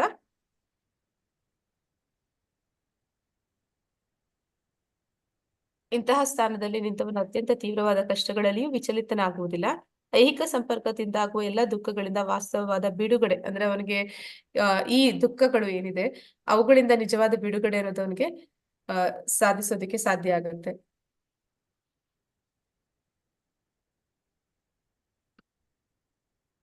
ಸಮಂ ಕಾಯ ಶಿರೋ ಗ್ರೀವಂ ಧಾರಯನ್ ಅಚಲಂ ಸ್ಥಿರಃ ಸಂಪ್ರೇಕ್ಷ್ಯ ನಾಸಿಕಾಗ್ರಂ ಸ್ವಾ ದಿಶಸ್ ಜನವಲೋಕಯನ್ ಪ್ರಶಾಂತಾತ್ಮ ವಿಗತಾಭಿರ್ ಬ್ರಹ್ಮಚಾರಿ ವ್ರತೆ ಸ್ಥಿತಃ ಮನಃ ಸಂಯಮ್ಯ ಮಚ್ಚಿತ್ತೋ ಯುಕ್ತ ಆಸೀತ ಮತ್ಪರಃ. ದೇಹ, ಕುತ್ತಿಗೆ ಮತ್ತು ಶಿರಸ್ಸುಗಳನ್ನು ಒಂದು ಪಂಕ್ತಿಯಲ್ಲಿ ಸ್ಥಿರವಾಗಿರಿಸಿಕೊಂಡು ಮೂಗಿನ ತುದಿಯನ್ನು ಒಂದೇ ಸಮನೆ ದೃಷ್ಟಿಸಬೇಕು. ಪ್ರಶಾಂತಾತ್ಮನಾಗಿ ನಿರ್ಭಯವಾಗಿ ಬ್ರಹ್ಮಚಾರಿಯಾಗಿ ಹೃದಯದಲ್ಲಿ ನನ್ನನ್ನೇ ಧ್ಯಾನ ಮಾಡಬೇಕು ಮತ್ತು ನನ್ನನ್ನೇ ಜೀವನದ ಅಂತಿಮ ಗುರಿಯಾಗಿ ಮಾಡಿಕೊಳ್ಳಬೇಕು. ಅಂದ್ರೆ ಆಸನದ ಬಗ್ಗೆ ಹೇಳ್ತಿದ್ದಾರೆ, ಯಾವ ರೀತಿ ಕೂತ್ಕೋಬೇಕು ಅಂತ. ಅಂದ್ರೆ ಒಂದು ನೇರವಾಗಿ ಕೂತ್ಕೋಬೇಕು. ಅವರ ದೇಹ, ಕುತ್ತಿಗೆ, ಶಿರಸ್ಸು ಎಲ್ಲವೂ ಕೂಡ ಒಂದೇ ಪಂಕ್ತಿಯಲ್ಲಿ ಅದು ಇರಬೇಕು. ಮತ್ತೆ ಅವರು ಅರೆ ಮುಚ್ಚಿದ ಕಣ್ಣುಗಳಿಂದ ಅವರ ಮೂಗಿನ ತುದಿಯನ್ನ ನೋಡ್ಬೇಕು. ಅದು ಯಾಕೆ ಅಂತ ಹೇಳ್ತಾರೆ, ಕಣ್ಣು ಬಿಟ್ಟು ಅವರು ಧ್ಯಾನ ಮಾಡೋದಕ್ಕೆ ಸಾಧ್ಯ ಆಗಲ್ಲ. ಯಾಕಂದ್ರೆ ಅವರ ಸುತ್ತಮುತ್ತ ಏನೆಲ್ಲ ನಡೀತಿದೆ ಆ ಕಣ್ಣು ಏನ್ ಮಾಡುತ್ತೆ, ಅದು ಮನಸ್ಸನ್ನ ಚಂಚಲ ಮಾಡುತ್ತೆ. ನಂತರ ಅದನ್ನ ಪೂರ್ತಿಯಾಗಿ ಮುಚ್ಚಿದ್ರೆ ನಿದ್ರೆಗೆ ಜಾರ್ತಾರೆ. ಆದ ಕಾರಣ ಅದನ್ನ ಅರೆ ಮುಚ್ಚಿದ ಕಣ್ಣುಗಳಿಂದ ಅವರು ಮೂಗಿನ ತುದಿಯನ್ನು ಅವರು ದೃಷ್ಟಿಸ್ತಾರೆ. ನಂತರ ಪ್ರಶಾಂತ ಆತ್ಮನಾಗಿ ನಿರ್ಭಯನಾಗಿ, ಅಂದ್ರೆ ಕಾಡಿನಲ್ಲಿ ನಾನಿದ್ದೀನಿ, ಈಗ ನನ್ಗೆ ಏನಾಗ್ಬೋದು ಅಂತ ಹೆದರ್ಕೊಳ್ಳುವಂತವ್ರು ಹೋಗಿ ಈ ಅಷ್ಟಾಂಗ ಯೋಗವನ್ನ ತಪಸ್ಸನ್ನೆಲ್ಲ ಮಾಡ್ಲಿಕ್ಕೆ ಸಾಧ್ಯ ಇಲ್ಲ. ಅವರು ಪ್ರಶಾಂತಾತ್ಮರಾಗಿರ್ಬೇಕು. ಮತ್ತೆ ಬ್ರಹ್ಮಚಾರಿಯಾಗಿ, ಅಂದ್ರೆ ಹೃದಯದಲ್ಲಿ ಬೇರೆ ಯಾವುದೇ ಒಂದು ಆತ್ಮ ಸಂಯಮ ಅಂತ ಹೇಳ್ತಾರೆ, ಅಂತಹ ಬೇರೆ ಯಾವುದೇ ಒಂದು ಯೋಚನೆಗಳು ಅವರಲ್ಲಿ ಇರಬಾರದು. ಅವರು ಸದಾ ಭಗವಂತನನ್ನೇ ಅವರ ಜೀವನದ ಗುರಿಯನ್ನಾಗಿ ಇರಿಸಿಕೊಂಡಿರ್ಬೇಕು.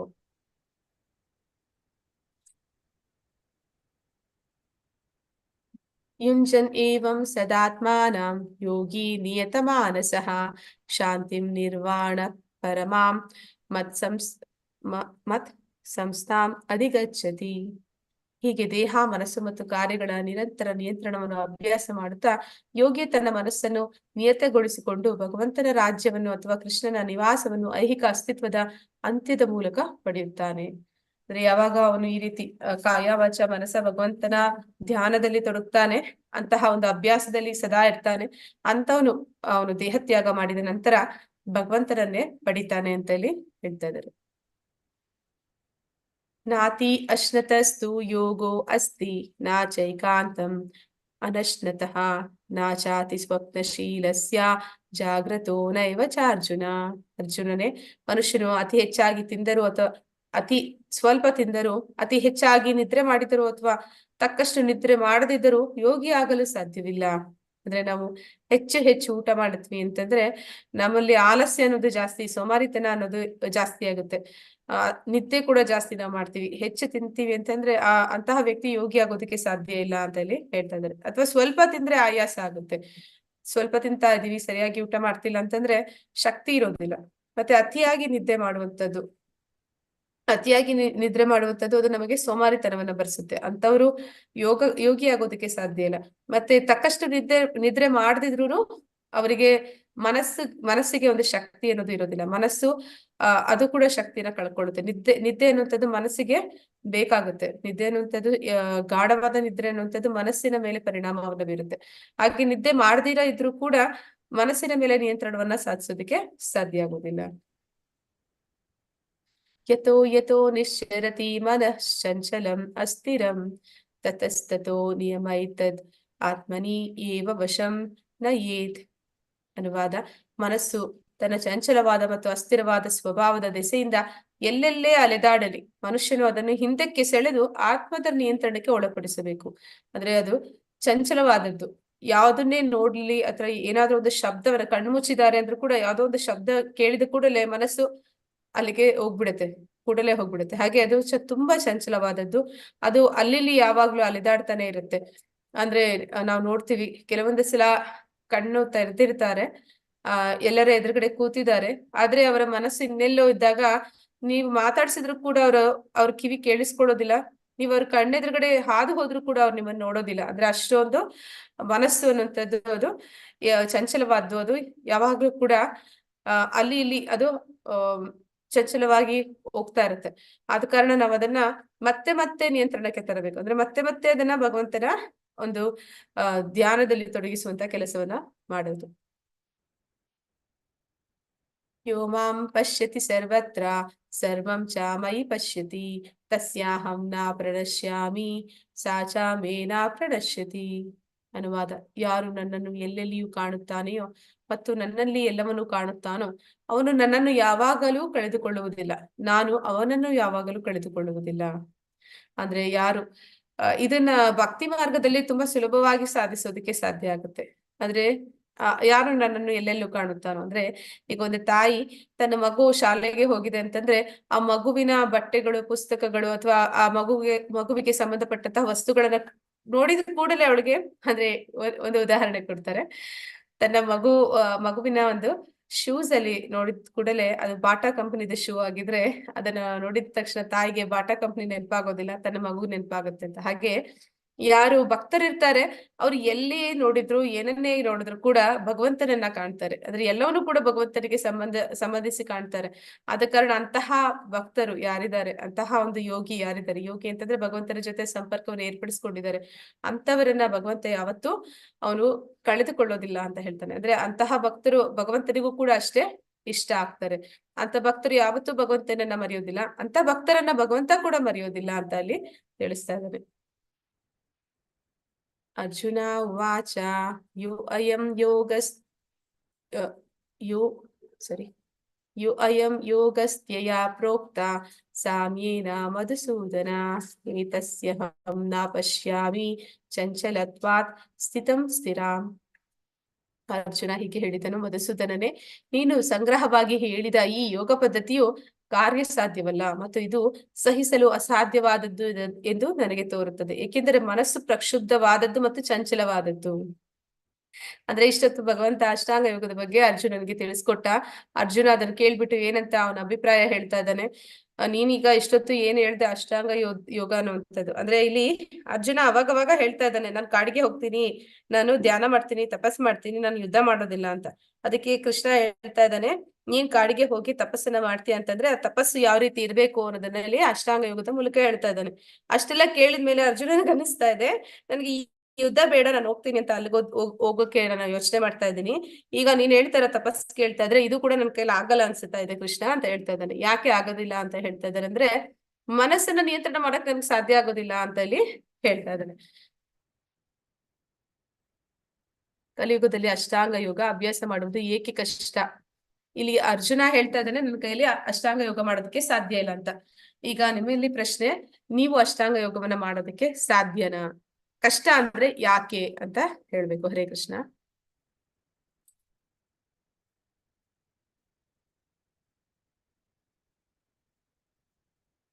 ಸಾಧ್ಯ ಇದೆಯಾ ಅಷ್ಟಾಂಗ ಯೋಗವನ್ನ ಮಾಡೋದಕ್ಕೆ? ಇಷ್ಟೊತ್ತು ಅದು ಏನೆಲ್ಲ ಇದೆ ಅದರಲ್ಲಿ? ಇಲ್ಲ ಮಾತಾಜಿ, ಸಾಧ್ಯ ಇಲ್ಲ. ಇಲ್ಲಿ ನಾವು ಎಲ್ಲಾನು ತ್ಯಜಿಸಿ ಕಾಡಿಗೆ ಹೋಗ್ಬೇಕು, ನಮಗೆ ಅಷ್ಟೊಂದು ಆಯಸ್ಸು ಇರೋದಿಲ್ಲ. ಕಷ್ಟ ಆಗತ್ತೆ ಮಾತಾಜಿ, ಸಾಧ್ಯ ಇಲ್ಲ. ಹೌದು ಮಾತಾಜಿ. ಅಂದ್ರೆ ಕಾಡಿನಲ್ಲಿ ಹೋಗಿ ಕೂತ್ಕೊಂಡಿದ್ವಿ ಅಂತಂದ್ರೇನೆ ಅದು ಆಶ್ಚರ್ಯ. ನಾವು ಅಲ್ಲಿ ನಾವ್ ಅನ್ಕೊಂಡಷ್ಟು ಸುಲಭ ಇರೋದಿಲ್ಲ. ಕಾಡು ಅಂತಂದ್ರೆ ಅದು ಹೇಗಿರುತ್ತೆ ಅಂದ್ರೆ ಅಲ್ಲಿ ದಾರಿ ಇರೋದಿಲ್ಲ, ಅಲ್ಲಿ ಪ್ರಾಣಿಗಳು ಯಾವಾಗ ಎಲ್ಲಿ ಯಾವ್ದು ಬರುತ್ತೆ ಅಂತ ಹೇಳಕ್ ಆಗೋದಿಲ್ಲ. ಅಂತಹ ಜಾಗದಲ್ಲಿ ನಾವು ನಿರ್ಭಯವಾಗಿ ಪ್ರಶಾಂತಾತ್ಮರಾಗಿ ಅಂತಂದ್ರೆ ನಮ್ಗೆ ಹೆದರಿಕೆ ಇಲ್ದಿರಾ ನಮ್ಮ ಮನಸ್ಸನ್ನ ಶಾಂತವಾಗಿ ಇಟ್ಕೊಂಡು ಅಂತಹ ಜಾಗದಲ್ಲಿ ಒಂದು ಪವಿತ್ರವಾದ ಜಾಗವನ್ನ ಹುಡುಕಿ ಅಲ್ಲಿ ಹೋಗಿ ಇದೆಲ್ಲ ಕೂತು ನಾವು ಮಾಡುವಂತದ್ದು ಸಾಧ್ಯ ಇಲ್ದೇ ಇರುವಂತದ್ದು. ಅದನ್ನ ಇಲ್ಲಿ ಅರ್ಜುನ ಕೂಡ ಮುಂದೆ ಹೇಳ್ತಾನೆ, ಇದು ನನಗೂ ಆಗೋದಿಲ್ಲ ಅಂತ. ಪಾಪ ಅವ್ನ್ ಅನ್ಕೊಂಡ ಯುದ್ಧ ಬಿಟ್ಬಿಟ್ಟು ತಪಸ್ ಮಾಡೋಣ ಅಂತ. ಈಗ ಅವ್ನ್ಗ ಅನಿಸ್ತಾ ಇದೆ, ತಪಸ್ ಮಾಡೋದಂದ್ರೆ ಇದೆಲ್ಲ ಇದೆ ಅಂತಂದ್ರೆ ಇದು ಕೂಡ ನನ್ ಕೈಲಿ ಆಗೋದಿಲ್ವಲ್ಲಪ್ಪ ಅಂತ. ಅದಕ್ಕೆ ಕಾರಣಗಳನ್ನ ಕೊಡ್ತಾ ಇದ್ದಾನೆ. ಅರ್ಜುನ ತನ್ನಿಂದ ಆಗಲ್ಲ ಅಂತ ಹೇಳ್ತಾ ಇದ್ದಾನೆ. ಅಂದ್ರೆ ನನಗೆ ಮನಸ್ಸನ್ನ ನಿಯಂತ್ರಣ ಮಾಡಕ್ ಆಗೋದಿಲ್ಲ ಅಂತ ಹೇಳ್ತಾ ಇದ್ದಾನೆ. ಅದಕ್ಕೆ ಉದಾಹರಣೆಗಳನ್ನ ಪ್ರಭುಪಾದರು ಕೊಡ್ತಾ ಇದ್ದಾರೆ. ಮನಸ್ಸನ್ನ ನಿಯಂತ್ರಣ ಮಾಡೋದು ಅರ್ಜುನನಿಗೆ ಆಗೋದಿಲ್ಲ ಅನ್ನೋದಾಗಿದ್ರೆ, ಅವನು ಆ ಗುರುಕುಲದಲ್ಲಿ ದ್ರೋಣಾಚಾರ್ಯರು ಎಲ್ಲ ಶಿಷ್ಯಂದಿರಿಗೂ ಹೇಳ್ತಾರೆ, ಒಂದು ಪಕ್ಷಿಯನ್ನ ಅಲ್ಲಿ ಗೊಂಬೆನ ಮಾಡಿ ಇಟ್ಟು ಆ ಪಕ್ಷಿಯ ಕಣ್ಣಿಗೆ ಬಾಣವನ್ನ ಸಾಧಿಸ್ಬೇಕು ಅಂತಂದಾಗ ಯಾರಿಂದಲೂ ಅದು ಸಾಧ್ಯ ಆಗೋದಿಲ್ಲ. ಒಬ್ಬನೇ ಒಬ್ಬ ಅದನ್ನ ಮಾಡಿದ ಶಿಷ್ಯ ಅಂದ್ರೆ ಅದು ಅರ್ಜುನ. ಅಂದ್ರೆ ಅವನು ಆ ರೀತಿ ಬಾಣವನ್ನ ಸಾಧಿಸ್ಬೇಕಂದ್ರೆ ಅವನಲ್ಲಿ ನಿಜವಾಗ್ಲೂ ಏಕಾಗ್ರತೆ ಬೇಕಾಗುತ್ತೆ. ಅದಕ್ಕೆ ಅಷ್ಟೊಂದು ಏಕಾಗ್ರತೆ ಅವನಲ್ಲಿ ಅಷ್ಟು ಚಿಕ್ಕ ವಯಸ್ಸಿನಲ್ಲೇ ಇರುವಂತವನು. ಅವನು ಹೇಳ್ತಾ ಇದ್ದಾನೆ, ನನ್ನ ಮನಸ್ಸು ಪ್ರಶುದ್ಧ, ನಾನು ಅದನ್ನ ನಿಯಂತ್ರಣ ಮಾಡಕ್ಕಾಗಲ್ಲ ಅಂತ. ಇನ್ನೊಂದು ಉದಾಹರಣೆ ಕೊಡ್ತಾ ಇದ್ದಾರೆ ಪ್ರಭುಪಾದರು. ಅವನು ಆ ದ್ರೌಪದಿಯ ಅದು ಸ್ವಯಂವರ ನಡೆಯುತ್ತೆ. ಆ ಸಂದರ್ಭದಲ್ಲಿ ಅವರು ಬ್ರಾಹ್ಮಣರ ಹಾಗೆ ಅಂದ್ರೆ ಅರಗಿನ ಮನೆಯಲ್ಲಿ ಅವರು ಸುಟ್ಟೋದ್ರು ಅಂತ ತಿಳ್ಕೊತಾರೆ. ಇವರೆಲ್ಲರೂ ಕೂಡ ಕಾಡು ಮೇಡುಗಳನ್ನ ಅಲಿತಾ ಇರ್ತಾರೆ. ಆಗ ಆ ಸ್ವಯಂವರಕ್ಕೆ ಹೋಗ್ತಾರೆ, ಬ್ರಾಹ್ಮಣರ ವೇಷದಲ್ಲಿ ಹೋಗ್ತಾರೆ. ಅಲ್ಲಿ ಹೋದಾಗ್ಲೂ ಕೂಡ ಆ ಸ್ವಯಂವರವನ್ನ ಅರ್ಜುನನಿಗಾಗಿಯೇ ಮಾಡಿರ್ತಾನೆ ದೃಪದ. ಅವನು ಅರ್ಜುನ ಎಲ್ಲಿದ್ರು ಬರ್ತಾನೆ, ಅವನೊಬ್ನೇ ಇದನ್ನ ಭೇದಿಸೋದಕ್ಕೆ ಸಾಧ್ಯ ಅಂತ ಹೇಳಿ ಅಂತಹ ಒಂದು ಸ್ವಯಂವರದಲ್ಲಿ ಒಂದು ಸ್ಪರ್ಧೆಯನ್ನ ಇಟ್ಟಿರ್ತಾನೆ. ಏನು ಅಂತಂದ್ರೆ, ಅವರು ನೀರಿನಲ್ಲಿ ಆ ಮೀನಿನ ಛಾಯೆಯನ್ನ ನೋಡಿ ಆ ಮೀನನ್ನ ನೋಡ್ದಿರ ಆ ಛಾಯೆಯನ್ನೇ ನೋಡ್ತಾ ಅದ್ರ ಕಣ್ಣಿಗೆ ಬಾಣವನ್ನ ಸಾಧಿಸ್ಬೇಕು. ಅದನ್ನ ಮಾಡ್ಬೇಕು ಅಂತಂದ್ರೆ, ಅಂದ್ರೆ ಆ ಮೀನು ಕೂಡ ಅದು ಸುಮ್ನೆ ಇರೋದಿಲ್ಲ, ಅದು ಏನಂತಾರೆ ಮೂವ್ ಆಗ್ತಾ ಇರುತ್ತೆ. ಅಂದ್ರೆ ಅದೊಂದು ಜಾಗದಲ್ಲಿ ಇರೋದಿಲ್ಲ, ಅದು ಚಲಿಸ್ತಾ ಇರುತ್ತೆ. ಅಂತಹ ಮೀನಿನ ಕಣ್ಣಿಗೆ ಅದನ್ನ ನೋಡ್ದಿರಾ ಅದರ ಛಾಯೆಯನ್ನ ನೋಡಿ ಅವ್ರು ಬಾಣವನ್ನ ಸಾಧಿಸ್ಬೇಕು ಅಂದ್ರೆ ಎಷ್ಟೆಲ್ಲ ಅವನಲ್ಲಿ ಏಕಾಗ್ರತೆ ಬೇಕು. ಅಂದ್ರೆ ಇಷ್ಟೊಂದೆಲ್ಲ ಮನಸ್ಸಿನ ಮೇಲೆ ಏಕಾಗ್ರತೆಯನ್ನ ಸಾಧಿಸಿದವನು ಹೇಳ್ತಾ ಇದ್ದಾನೆ, ಈ ಅಷ್ಟಾಂಗ ಯುಗ ನನಗೆ ಸಾಧ್ಯ ಇಲ್ಲ ಅಂತ. ಇಲ್ಲಿ ನಾವು ನೋಡ್ತಾ ಇದ್ದೀವಿ ಇನ್ನೊಂದು ಚಿತ್ರದಲ್ಲಿ, ಇವರು ಪಾಂಡವರು ಕಾಡಿನಲ್ಲೇ ಇದ್ಬಿಟ್ರು ಅಂತ ಹೇಳ್ಬೋದು. ಅಂದ್ರೆ ಅವರು ಹುಟ್ಟಿದ್ದು ಕಾಡಿನಲ್ಲಿ, ನಾಡಿನಲ್ಲಿ ವಾಪಸ್ ಬರ್ತಾರೆ. ಬಂದ್ರು ಕೂಡ ಮತ್ತೆ ಅವರು ದ್ರೋಣಾಚಾರ್ಯರ ಗುರುಕುಲದಲ್ಲಿ ಇರ್ತಾರೆ. ನಂತರ ಗುರುಕುಲ ಆದ್ಮೇಲೆ ಅವರು ವಾಪಸ್ ಬಂದಾಗ ಇವರು ಅವರನ್ನ ಅರಗಿನ ಮನೆಯಲ್ಲಿ ಸುಡೋ ಪ್ರಯತ್ನ ಪಡ್ತಾರೆ. ಆಗ್ಲೂ ಅವರು ಮತ್ತೆ ವಾಪಸ್ ಕಾಡಿಗೆ ಹೋಗ್ತಾರೆ, ಅಲ್ಲೇ ಕಾಡಿನಲ್ಲೇ ಇರ್ತಾರೆ. ನಂತರ ಸ್ವಯಂವರ ಆದ್ಮೇಲೆ ಮತ್ತೆ ಅವರಿಗೆ ಕಾಂಡವ ವನವನ್ನ ಕೊಡ್ತಾನೆ. ಅಂದ್ರೆ ಧೃತರಾಷ್ಟ್ರ ಅವರಿಗೆ ಒಂದು ಕಾಡನ್ನೇ ಕೊಡ್ತಾನೆ. ಅದನ್ನ ಅವ್ರು ಮತ್ತೆ ನಾಡನ್ನಾಗಿ ಮಾಡ್ತಾರೆ, ಮತ್ತೆ ಅದನ್ನ ಕಿತ್ಕೋತಾರೆ. ಮತ್ತೆ ಅವರು 12 ವರ್ಷ ವನವಾಸ, ಮತ್ತೆ ಇನ್ನೊಂದು ವರ್ಷ ಅಜ್ಞಾತವಾಸ, ಹೀಗೆ ಅವರು ಸದಾ ಕಾಡಿನಲ್ಲೇ ಇದ್ದವರು. ಅವರಿಗೆ ಕಾಡು ಅಂದ್ರೆ ಏನು ಅಂತ ತುಂಬಾ ಚಿರಪರಿಚಿತವಾಗ್ಬಿಟ್ಟಿರುತ್ತೆ. ಅಂತವನು ಹೇಳ್ತಾ ಇದ್ದಾನೆ, ನನ್ ಕೈಯಲ್ಲಿ ಈ ಅಷ್ಟಾಂಗ ಯೋಗ ಮಾಡೋದಕ್ಕೆ ಸಾಧ್ಯ ಇಲ್ಲ ಅಂತ. ಇಲ್ಲಿ ನಾವು ನೋಡ್ತಾ ಇದೀವಿ ಇನ್ನೊಂದು ಶಿವನ ಜೊತೆಯಲ್ಲಿ ಅರ್ಜುನನ ಯುದ್ಧ ನಡೆಯುತ್ತೆ. ಪಾಶುಪತಾಸ್ತ್ರ ಸಿಗುತ್ತೆ. ಅಂದ್ರೆ ಇಬ್ಬರು ಕೂಡ ಒಂದು ಏನಾಗುತ್ತೆ ಅಂತಂದ್ರೆ, ಒಂದು ಶೂಕರ ಅಂದ್ರೆ ಹಂದಿ, ಅದಕ್ಕೆ ಅವರು ಬಾಣವನ್ನ ಸಾಧಿಸ್ತಾರೆ. ಇಬ್ಬರ ಬಾಣನು ಹೋಗಿ ಅದ್ರ ಮೇಲೆ ಅಂದ್ರೆ ಆ ಶೂಕರವನ್ನ ಕೊಲ್ಲುತ್ತೆ. ಆಮೇಲೆ ಶಿವನ ಮೇಲೆ ಯುದ್ಧ ನಡೆಯುತ್ತೆ. ಅದು ನಂದು ಅಂತ ಇಬ್ರು ಕಿತ್ತಾಡ್ತಾರೆ. ಆಗ ನಾನೇ ಆ ಬಾಣವನ್ನ ಬಿಟ್ಟದ್ದು ಅಂತ ಇಬ್ರು ಹೇಳ್ತಾ ಇರ್ತಾರೆ. ನಂತರ ಶಿವನ ಮೇಲೆ ಅವನು ಒಂದು ಯುದ್ಧವನ್ನ ಮಾಡಿ ಅಲ್ಲಿ ಶಿವನನ್ನ ಗೆಲ್ತಾನೆ. ಆಗ ಅವನು ಗೆದ್ದ ಕಾರಣದಿಂದ ಅವನಿಗೆ ಪಾಶುಪತಾಸ್ತ್ರವನ್ನ ಶಿವನು ಅವನಿಗೆ ಕೊಡ್ತಾನೆ.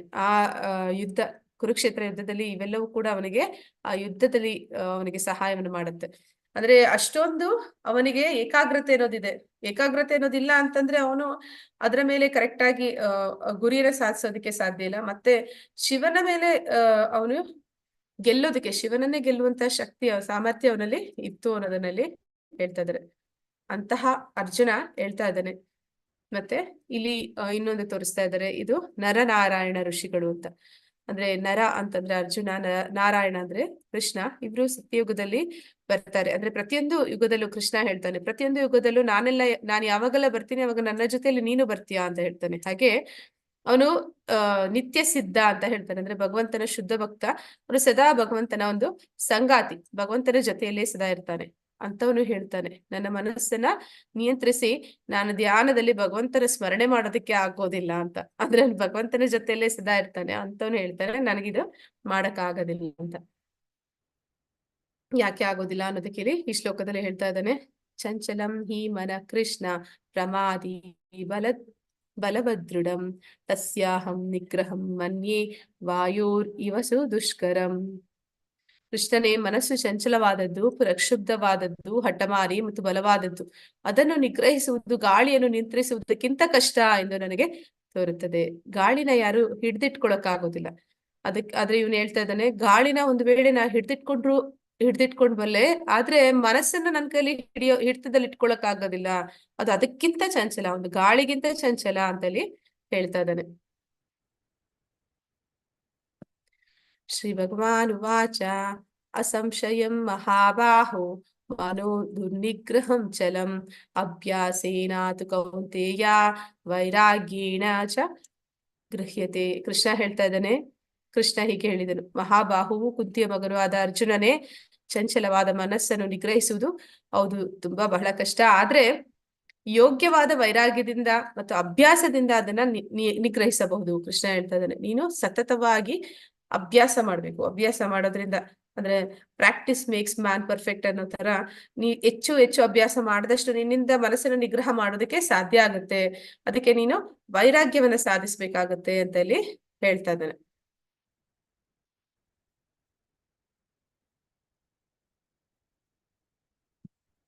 ಅಸಂಯಾತ್ಮನಾ ಯೋಗೋ ದುಷ್ಪ್ರಾಪ ಇತಿ ಮೇ ಮತಿಃ ವಶ್ಯಾತ್ಮನಾ ತು ಯತತಾ ಶಕ್ಯೋ ಅವಾಪ್ತುಂ ಉಪಾಯತಃ. ಮನಸ್ಸಿಗೆ ಕಡಿವಾಣ ಹಾಕಲಾರದವನಿಗೆ ಆತ್ಮ ಸಾಕ್ಷಾತ್ಕಾರವು ಕಷ್ಟ. ಆದರೆ ಯಾರ ಮನಸ್ಸು ನಿಯಂತ್ರಣದಲ್ಲಿರುತ್ತದೋ ಮತ್ತು ಯಾರು ಯೋಗ್ಯವಾದ ರೀತಿಗಳಲ್ಲಿ ಪ್ರಯತ್ನಿಸುವರೋ ಅವರಿಗೆ ಶ್ರೇಯಸ್ಸು ಖಂಡಿತ. ಇದು ನನ್ನ ಅಭಿಪ್ರಾಯ. ಅಂದ್ರೆ ಮನಸ್ಸಿನ ಮೇಲೆ ನಿಯಂತ್ರಣವನ್ನ ಸಾಧಿಸದೆ ನಾವು ಏನನ್ನು ಕೂಡ ಸಾಧಿಸೋದಕ್ಕೆ ಸಾಧ್ಯ ಇಲ್ಲ. ಅಂದ್ರೆ ನಾವು ಹೊರಗಡೆ ಶತ್ರುಗಳನ್ನ ಜಯಿಸ್ಬೇಕಾಗಿಲ್ಲ, ನಾವು ನಮ್ಮಲ್ಲಿ ಇರುವಂತಹ ಶತ್ರುವನ್ನ ಮೊದಲು ಜಯಿಸ್ಬೇಕಾಗತ್ತೆ. ಮನಸ್ಸು ಅದು ನಮ್ಮ ಜೊತೆಯಲ್ಲೇ ಇರುವಂತದ್ದು. ಅದು ನಮಗೆ ಶತ್ರುವಾಗಿ ಬಿಟ್ರೆ ಅದು ನಮ್ಮ ಆತ್ಮದ ಒಂದು ಅವನತಿಗೆ ಕಾರಣ ಆಗುತ್ತೆ. ಆತ್ಮದ ಸಾಕ್ಷಾತ್ಕಾರ ಅಥವಾ ಆತ್ಮದ ಉನ್ನತಿ ಆಗ್ಬೇಕು ಅಂತಂದ್ರೆ ನಾವು ಆ ಮನಸ್ಸನ್ನ ಬಂಧುವಾಗಿಸ್ಕೋಬೇಕು, ಅದರ ಮೇಲೆ ನಾವು ನಿಯಂತ್ರಣವನ್ನ ಸಾಧಿಸ್ಬೇಕು. ಅದು ಅಭ್ಯಾಸದ ಮೂಲಕ, ವೈರಾಗ್ಯದ ಮೂಲಕ ಸಾಧ್ಯ ಅಂತ ಕೃಷ್ಣ ಹೇಳ್ತಾ ಇದ್ದಾನೆ. ಆದ್ರೆ ಯಾರ ಮನಸ್ಸು ನಿಯಂತ್ರಣದಲ್ಲಿ ಇರುತ್ತದೋ ಮತ್ತೆ ಯಾರು ಯೋಗ್ಯವಾದ ರೀತಿಗಳಲ್ಲಿ ಪ್ರಯತ್ನಿಸುವರೋ ಅವರಿಗೆ ಯಶಸ್ಸು ಖಂಡಿತ. ನೀನ್ ಪ್ರಯತ್ನ ಪಟ್ರೆ ನಿನಗೆ ಯಶಸ್ಸು ಅದು ಸಿಕ್ಕೇ ಸಿಗುತ್ತೆ ಅಂತ ಇಲ್ಲಿ ಕೃಷ್ಣ ತನ್ನ ಅಭಿಪ್ರಾಯವನ್ನ ತಿಳಿಸ್ತಾ ಇದ್ದಾನೆ. ವಿಫಲ ಯೋಗಿಯ ಗಮ್ಯಸ್ಥಾನ ಯಾವುದು? ಹರೇ ಕೃಷ್ಣ. ಈಗ ಇಷ್ಟೆಲ್ಲ ಹೇಳಿದ್ರು, ಅಂದ್ರೆ ನಾವು ನೋಡಿದ್ವಿ ಅಷ್ಟಾಂಗ ಯುಗದಲ್ಲಿ ಅವರು ಅಷ್ಟ ಅಂಗಗಳು ಅಂದ್ರೆ 8 ಹಂತಗಳಲ್ಲಿ ಅದನ್ನ ಪ್ರಯತ್ನ ಪೂರ್ವಕವಾಗಿ ಮಾಡ್ತಾರೆ. ಅಷ್ಟೆಲ್ಲ ಮಾಡಿ ಒಬ್ಬ ವ್ಯಕ್ತಿ ಅವನು ಸಮಾಧಿ ಸ್ಥಿತಿಗೆ ಹೋಗಕ್ಕಾಗ್ಲಿಲ್ಲ, ಅವನು ಭಗವಂತನನ್ನ ಅವನ ಹೃದಯದಲ್ಲಿ ಕಾಡ್ಲಿಕ್ಕಾಗ್ಲಿಲ್ಲ. ಇದು ಅರ್ಜುನನ ಪ್ರಶ್ನೆ ಮುಂದೆ ನೋಡ್ತೀವಿ. ಅಂತಹ ವ್ಯಕ್ತಿಯ ಪರಿಸ್ಥಿತಿ ಏನಾಗುತ್ತೆ, ಅಂತಹ ವ್ಯಕ್ತಿ ಅವನು ಕೊನೆಯಲ್ಲಿ ಏನನ್ನ ಸಾಧಿಸ್ತಾನೆ ಅಂತ. ಹರೇ ಕೃಷ್ಣ. ಯಾರಾದ್ರೂ ಹೇಳ್ತೀರಾ?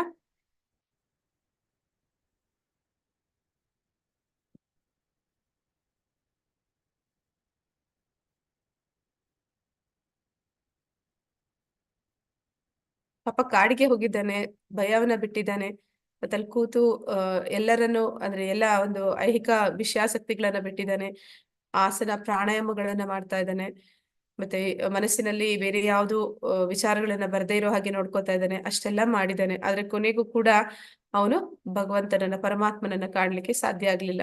ಅಂತವನ ಪರಿಸ್ಥಿತಿ ಏನು ಅಂತ. ಹರೇ ಕೃಷ್ಣ. ಅವನೊಬ್ಬ ಶ್ರೀಮಂತ ಕುಟುಂಬದಲ್ಲಿ ಅಥವಾ ಧರ್ಮಾತ್ಮಕ ಕುಟುಂಬದಲ್ಲಿ ಹುಟ್ಟಬಹುದು. ಧನ್ಯವಾದಗಳು ಮಾತಾಜಿ. ಅದು ಈಗ ಇದು ಅರ್ಜುನನ ಪ್ರಶ್ನೆ. ಅರ್ಜುನ ಕೇಳ್ತಾನೆ, ಕೃಷ್ಣ ಅವನ ಪರಿಸ್ಥಿತಿ, ಅವನ ಮನಸ್ಸು ಹೇಗಿದೆ ಅಂತ ನೋಡ್ಬೇಕು ನಾವು. ಫಸ್ಟ್ ಹೇಳ್ತಾನೆ, ನಾನು ಯುದ್ಧ ಮಾಡೋದಿಲ್ಲ, ಕಾಡಿಗೆ ಹೋಗ್ತೀನಿ ಅಂತ. ಇದೆಲ್ಲ ಮಾಡ್ಬೇಕು, ತಪಸ್ ಮಾಡ್ತೀನಿ ಅಂತ ಇದೆಯಾ, ಸರಿ ತಪಸ್ ಮಾಡುವಂತೆ, ತಪಸ್ ಈ ತರ ಎಲ್ಲ ಇರುತ್ತೆ, ಹೋಗಿ ಮಾಡು ಅಂತಂದ್ರೆ ಅವ್ನು ಹೇಳ್ತಾನೆ, ಇಲ್ಲ ಇದು ಕೂಡ ನನ್ ಕೈಯಲ್ಲಿ ಆಗಲ್ಲ ಅನಿಸ್ತಾ ಇದೆ, ಇದು ಕೂಡ ತುಂಬಾ ಕಷ್ಟ ಆಗುತ್ತೆ ಅಂತ. ಈಗ ಕ್ಷತ್ರಿಯನಾಗಿ ಕರ್ತವ್ಯ ಯುದ್ಧ ಮಾಡ್ಬೇಕು, ಅಲ್ಲಿ ವಿಫಲ ಆಗಿ ನಾನ್ ಸನ್ಯಾಸ ತಗೊಳ್ತೀನಿ, ಸನ್ಯಾಸಿಯಾಗಿ ಅಲ್ಲೇನೋ ಮಾಡಕ್ಕಂತ ಹೋಗ್ತೀನಿ, ಮನಸ್ಸು ನಿಗ್ರಹ ಮಾಡಕ್ ಆಗಲ್ಲ ಅಂತ ನನ್ಗೆ ಅನಿಸ್ತಿದೆ, ಅಭ್ಯಾಸ ಮಾಡು ಅಂತ ಹೇಳ್ತಾ ಇದ್ಯಾ, ಆಗ ಒಂದ್ ವೇಳೆ ಅಲ್ಲೂ ಕೂಡ ನಾನು ವಿಫಲ ಆಗ್ಬಿಟ್ಟೆ ಅಂದ್ರೆ ಏನಪ್ಪಾ ಪರಿಸ್ಥಿತಿ ಅನ್ನೋದು ಅರ್ಜುನನ ಪ್ರಶ್ನೆ. ಅರ್ಜುನ ಉವಾಚ ಅಯತಿ ಶ್ರದ್ಧಯೋಪೇತೋ ಯೋಗಾಚ್ ಚಲಿತ ಮಾನಸಃ ಅಪ್ರಾಪ್ಯ ಯೋಗ ಸಂಸಿದ್ಧಿ ಕಾಮ್ ಗತಿಂ ಕೃಷ್ಣ ಗಚ್ಚತಿ. ಅರ್ಜುನನು ಹೀಗೆಂದನು, ಕೃಷ್ಣನೇ, ಪ್ರಾರಂಭದಲ್ಲಿ ಶ್ರದ್ಧೆಯಿಂದ ಆತ್ಮ ಸಾಕ್ಷಾತ್ಕಾರದ ಸಾಧನೆಯನ್ನು ಸ್ವೀಕರಿಸಿದ ನಂತರ ಪ್ರಾಪಂಚಿಕ ಮನೋಧರ್ಮದಿಂದ ಪ್ರಯತ್ನವನ್ನು ನಿಲ್ಲಿಸಿ ಯೋಗ ಸಂಸಿದ್ಧಿಯನ್ನು ಪಡೆಯದಿರುವ ಮನುಷ್ಯನ ಗತಿ ಏನು? ಅರ್ಜುನ ಕೇಳ್ತಾ ಇರುವಂತ ಪ್ರಶ್ನೆ. ಅಂದ್ರೆ ಇಷ್ಟೆಲ್ಲ ಪ್ರಯತ್ನ ಪಡ್ತಾನೆ, ಏನ್ ಮಾಡ್ತಾನೆ, ಪ್ರಾರಂಭದಲ್ಲಿ ಅವನಿಗೆ ಅದನ್ನ ಮಾಡ್ಬೇಕು ಅನಿಸ್ತಿದೆ. ಈಗ ಅರ್ಜುನನಿಗೆ ಅನಿಸ್ತಿದೆಯಲ್ಲ, ಕಾಡಿಗೆ ಹೋಗ್ಬೇಕು, ತಪಸ್ ಮಾಡ್ಬೇಕು ಅಂತ ಪ್ರಾರಂಭದಲ್ಲಿ ಅನಿಸ್ತಿದೆ. ಅದನ್ನೇ ಕೃಷ್ಣ ಹೇಳ್ತಾನೆ, ಈಗ ನಿನ್ಗೆ ಅನ್ಸುತ್ತೆ, ನಾಳೆ ಅದನ್ನ ನೀನ್ ಮಾಡಕ್ಕಾಗಲ್ಲ, ಯಾಕೆಂದ್ರೆ ನೀನು ರಜೋಗುಣ, ಅಂದ್ರೆ ನೀನು ಕ್ಷತ್ರಿಯ, ಆದ ಕಾರಣ ಅದು ಈ ತಪಸ್ ಮಾಡುವಂತದ್ದೆಲ್ಲ ಅದು ಸತ್ವಗುಣ, ಅಂದ್ರೆ ಯಾರು ಬ್ರಾಹ್ಮಣನ ಗುಣಗಳನ್ನ ಹೊಂದಿರ್ತಾರೆ ಅಂತವ್ರು ಅದ್ ಮಾಡಕ್ಕಾಗತ್ತೆ. ನಿನ್ನ ರಜಗುಣದ ಕಾರಣ, ನಿನ್ನ ಕ್ಷತ್ರಿಯನಾದ ಕಾರಣ ನೀನ್ ಅಲ್ಲಿ ಹೋದ್ರೂ ಕೂಡ ಮತ್ತೆ ನಿನಗೆ ನಿನ್ನ ಸ್ವಭಾವ ಏನಿದೆ ಅದು ನಿನ್ನನ್ನ ಅದನ್ನ ಸಾಧಿಸೋದಕ್ಕೆ ಬಿಡೋದಿಲ್ಲ ಅಂತ ಅಲ್ಲಿ ಮೊದ್ಲೇ ಹೇಳ್ತಾನೆ ಕೃಷ್ಣ. ಅದನ್ನ ಇಲ್ಲಿ ಅರ್ಜುನ ಹೇಳ್ತಾ ಇದ್ದಾನೆ, ಹೌದು, ನಾನು ಪ್ರಾರಂಭದಲ್ಲಿ ನನಗೆ ಹೋಗಿ ಮಾಡ್ಬೇಕು ಅನ್ಸುತ್ತೆ, ನಾ ಹೋಗಿ ಮಾಡಕ್ ಪ್ರಯತ್ನ ಮಾಡ್ತೀನಿ, ಆದ್ರೆ ಮುಂದೆ ನಾನೇನಾದ್ರೂ ಅದ್ರಲ್ಲಿ ಸಫಲ ಆಗ್ದಿರಾ ಹೋದ್ರೆ, ಅಂದ್ರೆ ಅಲ್ಲಿ ನಾನು ಫೇಲಿಯರ್ ಆದ್ರೆ ಮುಂದೆ ನನ್ನ ಪರಿಸ್ಥಿತಿ ಏನು? ಅಂತಹ ಮನುಷ್ಯರು, ಅವರು ಯಾರೆಲ್ಲ ಯೋಗದಲ್ಲಿ ಪ್ರಯತ್ನ ಪಡ್ತಾರೆ ನಂತರ ಅದರಲ್ಲಿ ವಿಫಲರಾಗ್ತಾರೆ, ಅವರ ಪರಿಸ್ಥಿತಿ ಏನು? ಅಂದ್ರೆ ನಾವು ಕೂಡ ನೋಡ್ತೀವಿ, ಭಕ್ತರು ಕೂಡ ಅದೇ ರೀತಿ ಇರ್ತಾರೆ. ಭಕ್ತರು ಅಂದ್ರೆ ಕೆಲವೊಂದು ಸಲ ಒಂದೇ ಜನ್ಮದಲ್ಲಿ ಅದನ್ನು ಪರಿಪೂರ್ಣವಾಗಿ ಸಾಧಿಸೋದಕ್ಕೆ ಎಲ್ಲರಿಂದನೂ ಸಾಧ್ಯ ಆಗದೆ ಹೋಗ್ಬೋದು. ಆದ್ರೆ ಯೋಚನೆ ಮಾಡ್ತಾರೆ, ನಾನು ದಿನಾ ಬೆಳಿಗ್ಗೆ ಬೇಗ ಎದ್ದೇಳ್ತಾ ಇದ್ದೆ, ಎಲ್ಲರ ಹಾಗೆ ನಾನು ಭೋಗ ಜೀವನ ಮಾಡ್ಲಿಲ್ಲ, ಕಣ್ತುಂಬಾ ನಿದ್ದೆ ಮಾಡ್ಬೇಕು ಅಂತೆಲ್ಲ ಯೋಚನೆ ಮಾಡ್ಲಿಲ್ಲ, ಮತ್ತೆ ಉಪವಾಸಗಳನ್ನೆಲ್ಲ ಮಾಡ್ತಿದ್ದೆ, ಆಮೇಲೆ ಭಗವಂತನ ನಾಮಸ್ಮರಣೆಯನ್ನ ಮಾಡ್ತಿದ್ದೆ, ಮತ್ತೆ ನಿಯಂತ್ರಕ ತತ್ವಗಳನ್ನೆಲ್ಲ ಪಾಲಿಸ್ತಿದ್ದೆ, ಇಷ್ಟೆಲ್ಲ ಮಾಡಿದೆ, ಆದ್ರೂ ಕೂಡ ನಾನು ಭಗವಂತನ ಭಕ್ತಿಯಲ್ಲಿ ಪರಿಪೂರ್ಣತೆಯನ್ನ ಸಾಧಿಸ್ಲಿಲ್ಲ. ಹಾಗಾದ್ರೆ ಅಂತವ್ರ ಪರಿಸ್ಥಿತಿ ಏನು? ಅಷ್ಟೆಲ್ಲ ಕಷ್ಟಪಟ್ರಲ್ಲ, ಆಮೇಲೆ ಅವ್ರ ಗತಿ ಏನು ಅನ್ನೋದು ಇಲ್ಲಿ ಅರ್ಜುನನ ಪ್ರಶ್ನೆ. ಪ್ರಾಪ್ಯ ಪುಣ್ಯ ಕೃತಾಂ ಲೋಕಾನ್ ಉಷಿತ್ವಾ ಶಾಶ್ವತಿ ಸಮಃ ಶುಚೀನಾಂ ಶ್ರೀಮತಾಂ ಗೇಹೇ ಯೋಗ ಭ್ರಷ್ಟೋ ಅಭಿಜಾಯತೆ.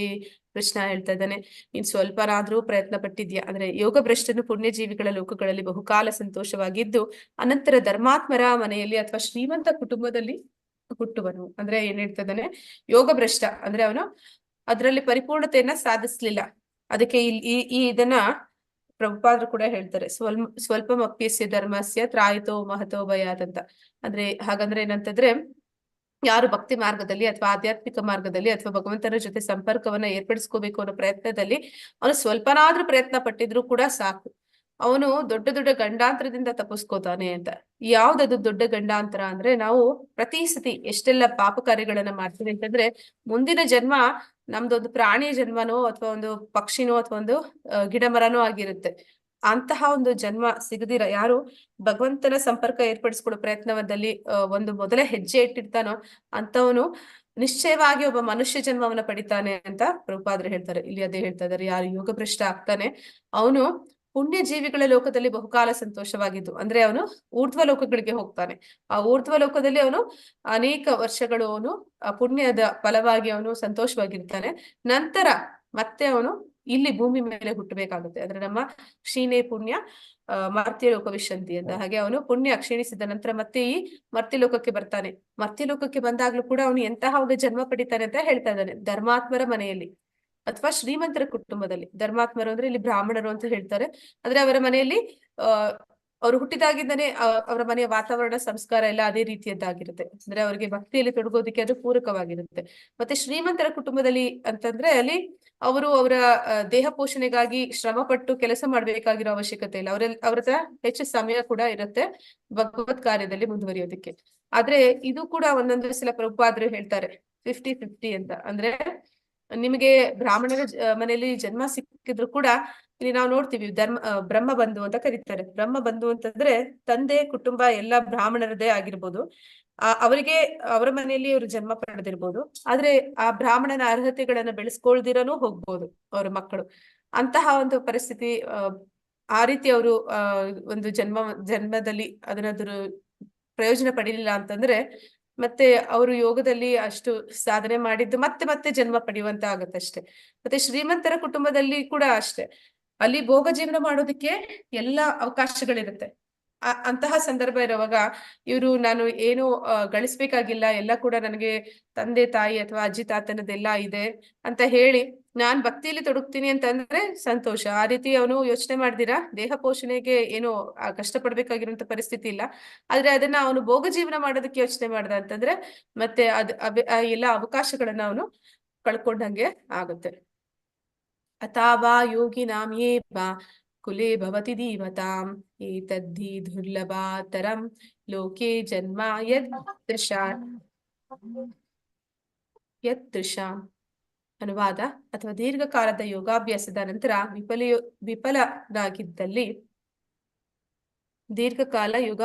ನಂತರ ವಿಫಲನಾಗಿದ್ದಲ್ಲಿ ಅವನು ಧೀಮಂತರಾದ ಆಧ್ಯಾತ್ಮಿಕವಾದಿಗಳ ಕುಟುಂಬದಲ್ಲಿ ಜನಿಸುವನು. ನಿಶ್ಚಯವಾಗಿಯೂ ಈ ಜಗತ್ತಿನಲ್ಲಿ ಇಂತಹ ಜನ್ಮವು ದುರ್ಲಭತರವಾದದ್ದು. ಅಂದ್ರೆ ನಾನು ಹೇಳಿದೆ ಪ್ರಾರಂಭ ಮಾಡಿದ್ದಾರೆ ಭಕ್ತಿ ಮಾರ್ಗದಲ್ಲಿ ಅಥವಾ ಭಗವಂತನ ಜೊತೆ ಅಷ್ಟಾಂಗ ಯೋಗಿ ಅಂದ್ರೆ ಆಧ್ಯಾತ್ಮಿಕ ಪ್ರಯಾಣದಲ್ಲಿ ಅವರು ಜಸ್ಟ್ ಪ್ರಾರಂಭ ಮಾಡಿರೋರು ನಿಶ್ಚಯವಾಗಿ ಅವರು ಒಂದು ಮನುಷ್ಯ ಜನ್ಮವನ್ನ ಪಡಿತಾರೆ. ಅದು ಕೂಡ ಎಂತಹ ಜನ್ಮ ಅಂತಂದ್ರೆ ಒಳ್ಳೆ ಕುಟುಂಬದಲ್ಲಿ ಜನ್ಮ ಪಡಿತಾರೆ. ಆ ವಾತಾವರಣ ಮನೆಯದು ಅದಕ್ಕೆ ಪೂರಕವಾಗಿರುತ್ತೆ.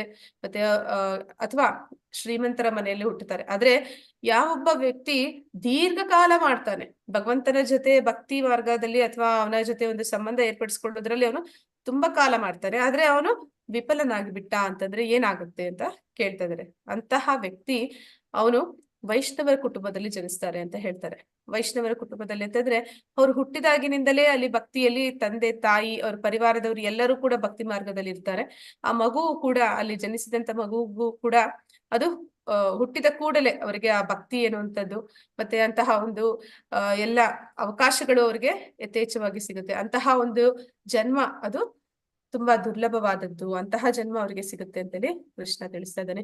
ಯೋಗೀನಾಮಪಿ ಸರ್ವೇಷಾಂ ಮದ್ಗತೇನಾಂತರಾತ್ಮನಃ ಶ್ರದ್ಧಾವಾನ್ ಭಜತೆ ಯೋ ಮಾಂ ಸಮೇ ಯುಕ್ತ ತಮೋ ಮತಃ.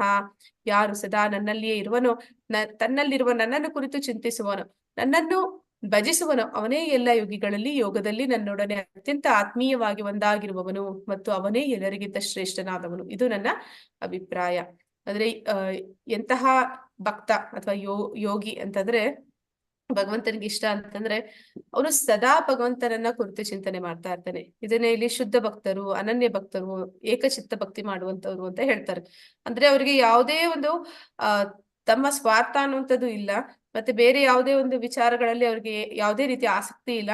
ಪರಿಪೂರ್ಣವಾಗಿ ಭಗವಂತನನ್ನ ಜೀವನದ ಪರಮ ಗುರಿಯಾಗಿದೆ. ಅಂದ್ರೆ ಭಗವಂತನೇ ಅವರ ಜೀವನದ ಅಂತಿಮ ಗುರಿ ಅಂತ ತಿಳ್ಕೊಂಡು ಅವರು ಸದಾ ಕಾಲ ಭಗವಂತನ ಬಗ್ಗೆ ಚಿಂತನೆ ಮಾಡ್ತಾ ಇರ್ತಾರೆ. ಮತ್ತೆ ಭಗವಂತನನ್ನ ಕುರಿತು ಹಾಡ್ತಾರೆ, ಕೇಳ್ತಾರೆ, ಹೇಳ್ತಾರೆ.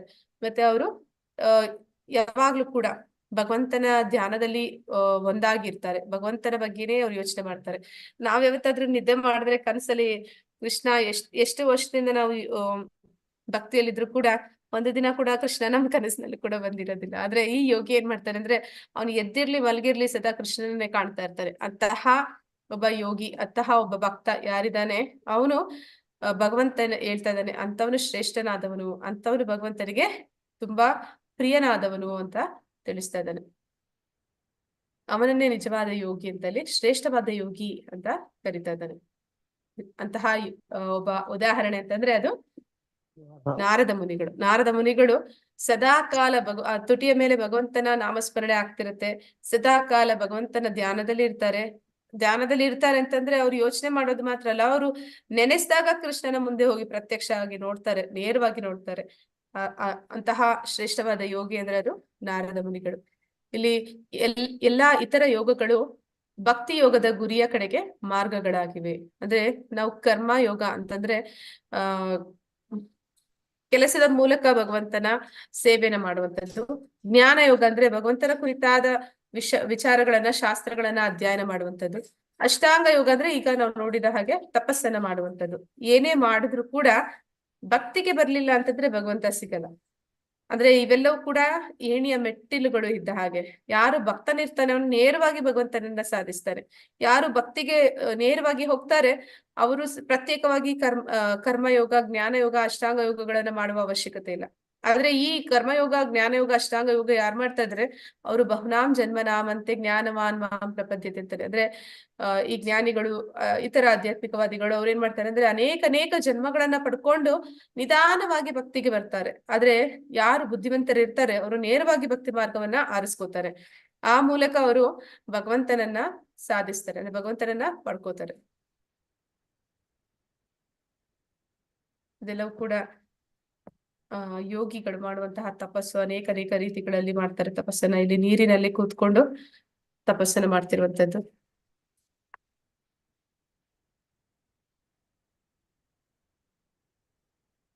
ಆಧ್ಯಾತ್ಮಿಕ ಅಭ್ಯಾಸ. ವಿವಿಧ ಯುಗಗಳಿಗೆ ವಿವಿಧ ಯೋಗಾಭ್ಯಾಸಗಳು. ಅಂದ್ರೆ ಇಲ್ಲಿ ಹೇಳ್ತಾ ಇದ್ದಾರೆ ಕೃಷ್ಣ ಬೇರೆ ಬೇರೆ ಯುಗದಲ್ಲಿ ಬೇರೆ ಬೇರೆ ಯುಗ ಧರ್ಮ ಅಂದ್ರೆ ಭಗವಂತನನ್ನ ಸಾಧಿಸುವಂತದ್ದು ಗುರಿಯನ್ನಾಗಿ ಮಾಡಿಕೊಂಡು ಅವನನ್ನ ಪಡ್ಕೊಳ್ಳುವಂತದಕ್ಕೆ ಒಂದೊಂದು ಯುಗದಲ್ಲಿ ಒಂದೊಂದು ರೀತಿ ಇತ್ತು. ಅದಕ್ಕೆ ಇಲ್ಲಿ ಒಂದು ಶ್ಲೋಕ ಇದೆ. ಇದು ಶ್ರೀಮದ್ ಭಾಗವತಂ ನಲ್ಲಿ ಹೇಳಿರುವಂತದ್ದು. 12ನೇ ಸ್ಕಂದ 3ನೇ ಅಧ್ಯಾಯದ 52ನೇ ಶ್ಲೋಕ. ಕೃತೆ ಯದ್ಯಾಯತೋ ವಿಷ್ಣು ತ್ರೇತಾಯಾಂ ಯಜತೋ ಮಕೈ ದ್ವಾಪರೇ ಪರಿಚಾರ್ಯಾಯಂ ಕಲೌ ತದ್ದರಿ ಕೀರ್ತನಾತ್. ಹಾಗಂದ್ರೆ ಕೃತೆ ಅಂದ್ರೆ ಸತ್ಯಯುಗ. ಸತ್ಯಯುಗಕ್ಕೆ ವಿಷ್ಣು ಧ್ಯಾಯತೆ ಅಂದ್ರೆ ತಪಸ್ ಮಾಡ್ಬೇಕು. ಸತ್ಯಯುಗದಲ್ಲಿ ತಪಸ್ಸನ್ನ ಮಾಡಿ ವಿಷ್ಣುವನ್ನ ತೃಪ್ತಿಪಡಿಸುವಂತದ್ದು. ತ್ರೇತಾಯುಗದಲ್ಲಿ ಯಜತೋ ಮಕೈ ಅಂದ್ರೆ ಅಲ್ಲಿ ಏನ್ ಮಾಡ್ತಾ ಇದ್ರು ಅಂತಂದ್ರೆ ಯಾಗ ಯಜ್ಞಗಳನ್ನ ಆಚರಣೆ ಮಾಡ್ತಾ ಇದ್ರು. ದ್ವಾಪರೇ ಪರಿಚಾರ್ಯಾಯ ಅಂದ್ರೆ ಅಲ್ಲಿ ಭಗವಂತನ ಅರ್ಚನೆ, ಕೀರ್ತನೆ, ಅವನ ಒಂದು ಭಗವಂತನಿಗೆ ಆರಾಧನೆ ಮಾಡುವಂತದ್ದು. ಕಲವು ಅಂದ್ರೆ ಈ ಕಲಿಯುಗದಲ್ಲಿ ತದ್ದರಿ ಕೀರ್ತನಾಥ್ ನಮಗೆ ಹೇಳಿರುವಂತದ್ದು ಯಾವುದು ಅಂತಂದ್ರೆ ಭಗವಂತನ ನಾಮ ಸಂಕೀರ್ತನೆ. ಸತ್ಯಯುಗದಲ್ಲಿ ಭಗವಾನ್ ಕೃಷ್ಣನ ಧ್ಯಾನ ಅಂದ್ರೆ ಅವರಿಗೆ ಅದೇ ರೀತಿಯ ಒಂದು ಸಮಯಾವಕಾಶ ಕೂಡ ಸಿಕ್ತಿತ್ತು. ಹೇಳ್ತಾ ಇದ್ರು. ಅಂದ್ರೆ ನಾವ್ ಇದನ್ನೆಲ್ಲ ನಂಬ್ತೀವೋ ಇಲ್ವೋ ಗೊತ್ತಿಲ್ಲ. ಅಂದ್ರೆ ಈಗ ಕಲಿಯುಗಕ್ಕೆ ಇರುವಂತದ್ದು 100 ವರ್ಷ ಆಯಸ್ಸು ಅಂತ ಹೇಳ್ತಾರೆ. ಇನ್ನು ಕಡಿಮೆ ಆಗ್ತಾ ಹೋಗಿದೆ. ಇನ್ನ ಮುಂದೆ ತುಂಬಾ ಕಡಿಮೆ ಆಗ್ತಾ ಹೋಗುತ್ತೆ.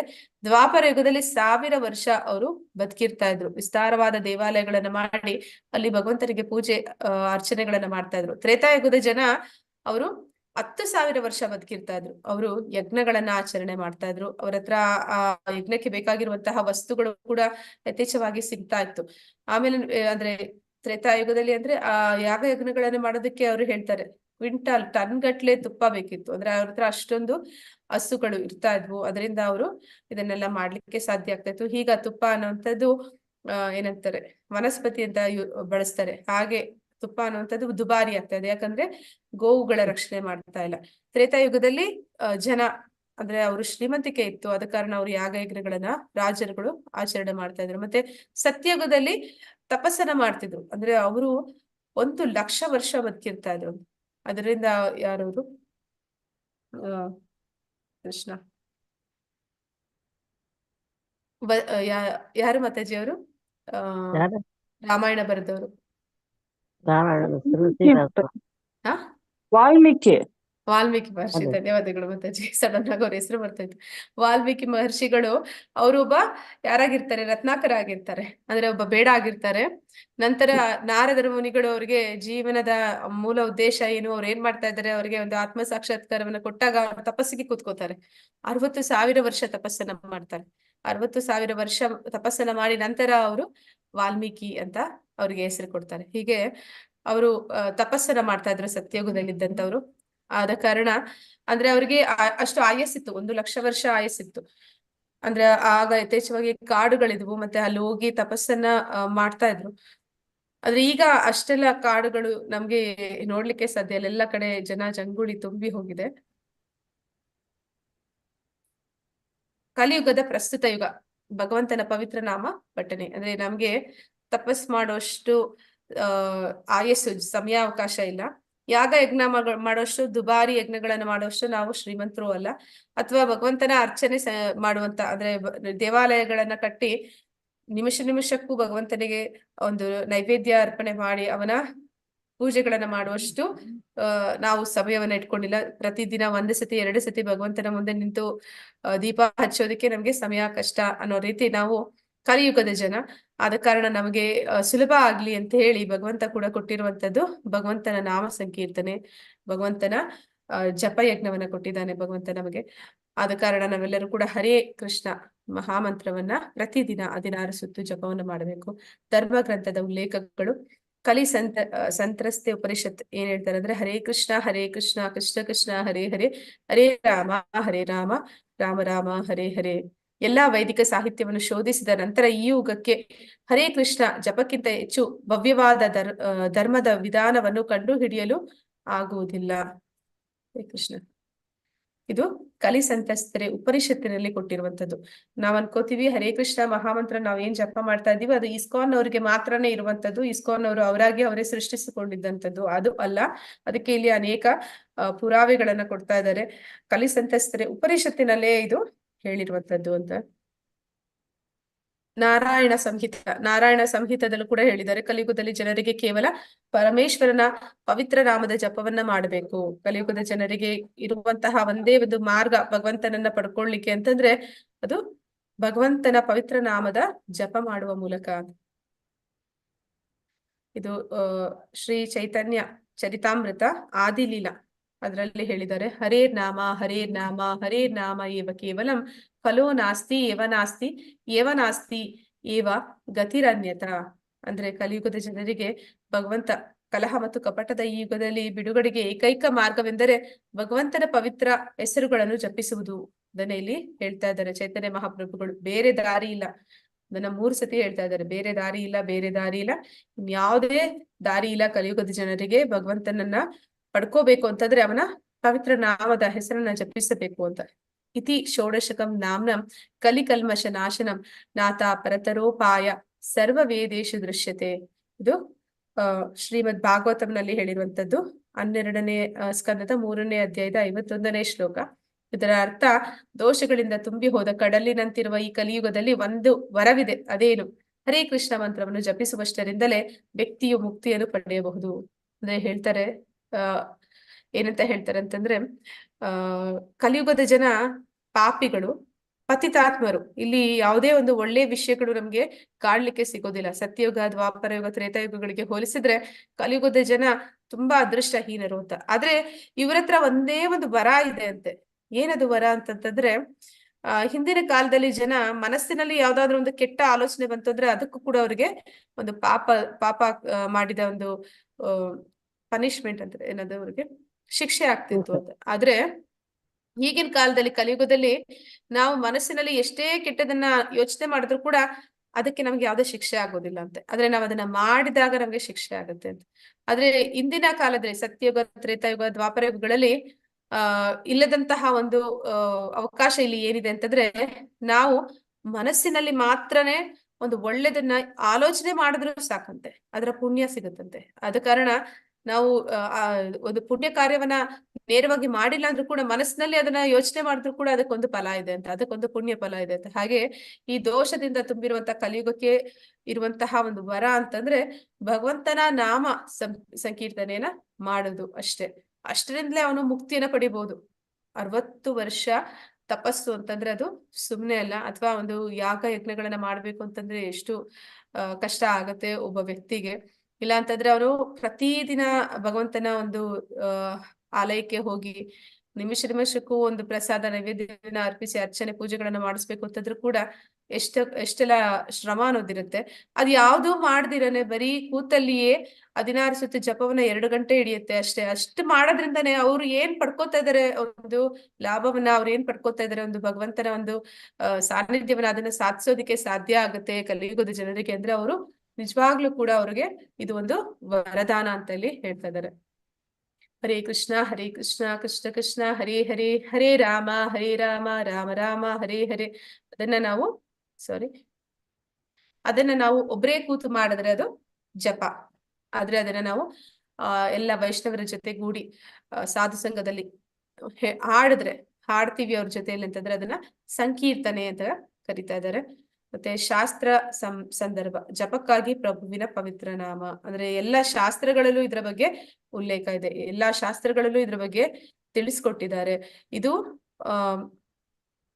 ಇಸ್ಕಾನ್ ಅವರು ಮಾಡ್ಕೊಂಡಿರುವಂತದ್ದಲ್ಲ.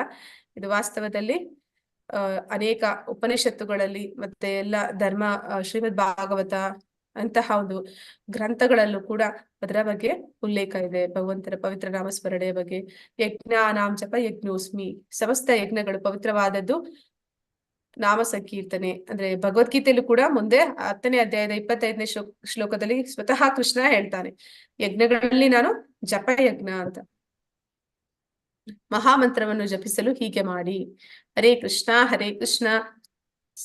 ಕೃಷ್ಣ ಮಹಾಮಂತ್ರವನ್ನು ಜಪಿಸಲು ಪ್ರಾರಂಭಿಸುವ ಮೊದಲು ಪಂಚತತ್ವ ಮಂತ್ರವನ್ನು ಜಪಿಸಬೇಕು. ಹೇಗೆ ನಾವು ಜಪವನ್ನ ಮಾಡ್ಬೇಕು ಅನ್ನೋದನ್ನ ಮತ್ತೆ ಈಗ ಹೇಳ್ತಿದ್ದಾರೆ. ಯಾವ ರೀತಿ ನಾವು ಮಾಡ್ಬೇಕು ಅಂತಂದ್ರೆ, ಪಂಚತತ್ವ ಮಂತ್ರ ಅಂದ್ರೆ ಏನು ಅಂತಂದ್ರೆ ಅದು ಕೊಟ್ಟಿದ್ದಾರೆ ನೋಡೋಣ.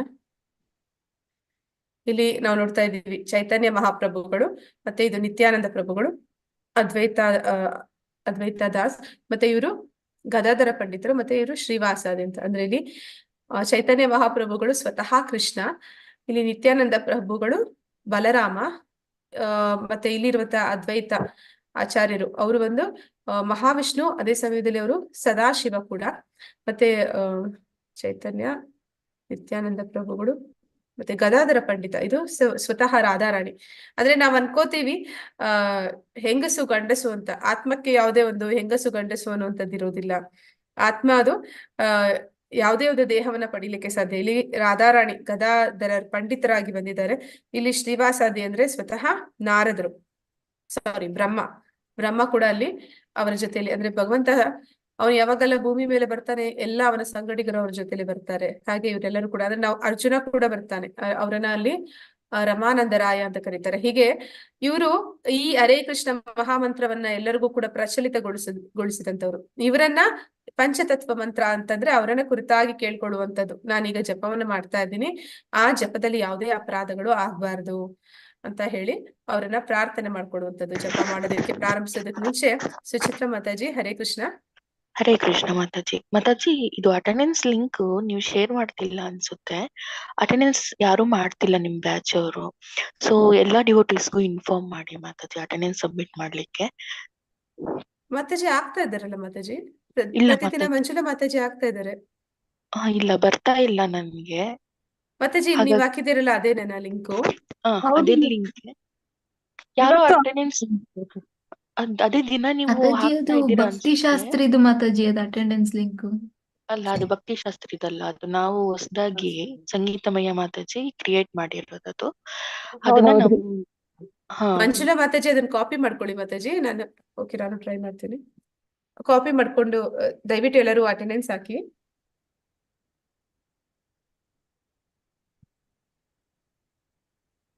ಅದು ಇನ್ಫಾರ್ಮ್ ಮಾಡ್ಲಿಕ್ಕೆ ನಾನು ರೈಸ್ ಮಾಡ್ತಾ ಮಾತಾಜಿ. ಥ್ಯಾಂಕ್ಸ್ ಮಾತಾಜಿ. ಅದು ನನಗೂ ಗೊತ್ತಿಲ್ಲ. ಇವ್ರು ಹಾಕ್ತಾ ಇದ್ರು ಯಾವಾಗ್ಲೂ. ಲಿಂಕ್ ಯಾವ್ದಂತ ನನ್ಗೆ ಗೊತ್ತಿಲ್ಲ. ಇವ್ರು ಯಾವ ಲಿಂಕ್ ಹಾಕಿದ್ರು ಅಂತ ನೋಡಿಲ್ಲ, ನನ್ಗೆ ಅದು ಗೊತ್ತಿಲ್ಲ. ಕಳ್ಸಿದ್ರು ಮಾತಾಜಿ, ಅದನ್ನೇ ಹಾಕ್ತಾ ಇದ್ದೆ ನಾನು. ಮಾತಾಜಿ ಇದು Maybe. ಲಿಂಕ್ ಅಂತೆ, ಕಾಪಿ ಮಾಡಿ ಇಟ್ಕೊಳ್ಳಿ ಮಾತಾಜಿ, ನಾಳೆಯಿಂದ ಇದೆ ಹಾಕಿರುತ್ತೆ. ಇದು ಜುಲೈ ಇದ್ರಲ್ಲಿ ಗ್ರೂಪ್ ಅಲ್ಲಿ ಫಸ್ಟ್ ಅವ್ರು ಡೇನೆ ಇಲ್ಲ ಅಂತೆ ನಾವು ಮಾತಾಜಿ. ಹಾಕಿದ್ವಿ. ಅಲ್ಲ ಮಂಜುಳಾ ಮಾತಾಜಿ ಕೋ ಹೋಸ್ಟ್ ಅವರು, ಹಾಗಂತ ಹಾ, ಅವರೇ ನಮ್ಗೆ ಹೇಳಿರುವಂತದ್ದು. ಆ ಲಿಸ್ಟ್ ಅಲ್ಲಿ ಇದಾರೆ ಅವ್ರ ಹೆಸರು, ಆದ್ರೆ ಅವ್ರಿಗೆ ಹ್ಮ್. ಗ್ರೂಪ್ ಅಲ್ಲೂ ಆಡ್ ಮಾಡಿಲ್ಲ. ಅವ್ರಿಗೆ ಯಾವ್ದು ವಿಷಯ ಗೊತ್ತಿಲ್ಲ ಮಾತಾಜಿ, ನಾನು ಅದನ್ನೇ ಕೇಳ್ದೆ ಇವತ್ತು. Okay okay okay. ಅವ್ರನ್ನ ಈಗ ಗ್ರೂಪ್ ಅಲ್ಲಿ ಫಸ್ಟ್ ಆಡ್ ಮಾಡಕ್ ಹೇಳ್ಬೇಕು. ನಾನು ಅನ್ಕೊಂಡೆ ನೀವು ಶೇರ್ ಮಾಡಿರ್ತೀರಾ, ಆದ್ರೆ ಡ್ಯೂಟೀಸ್ ಯಾಕೆ ಆಗ್ತಿಲ್ಲ ಅಂತ.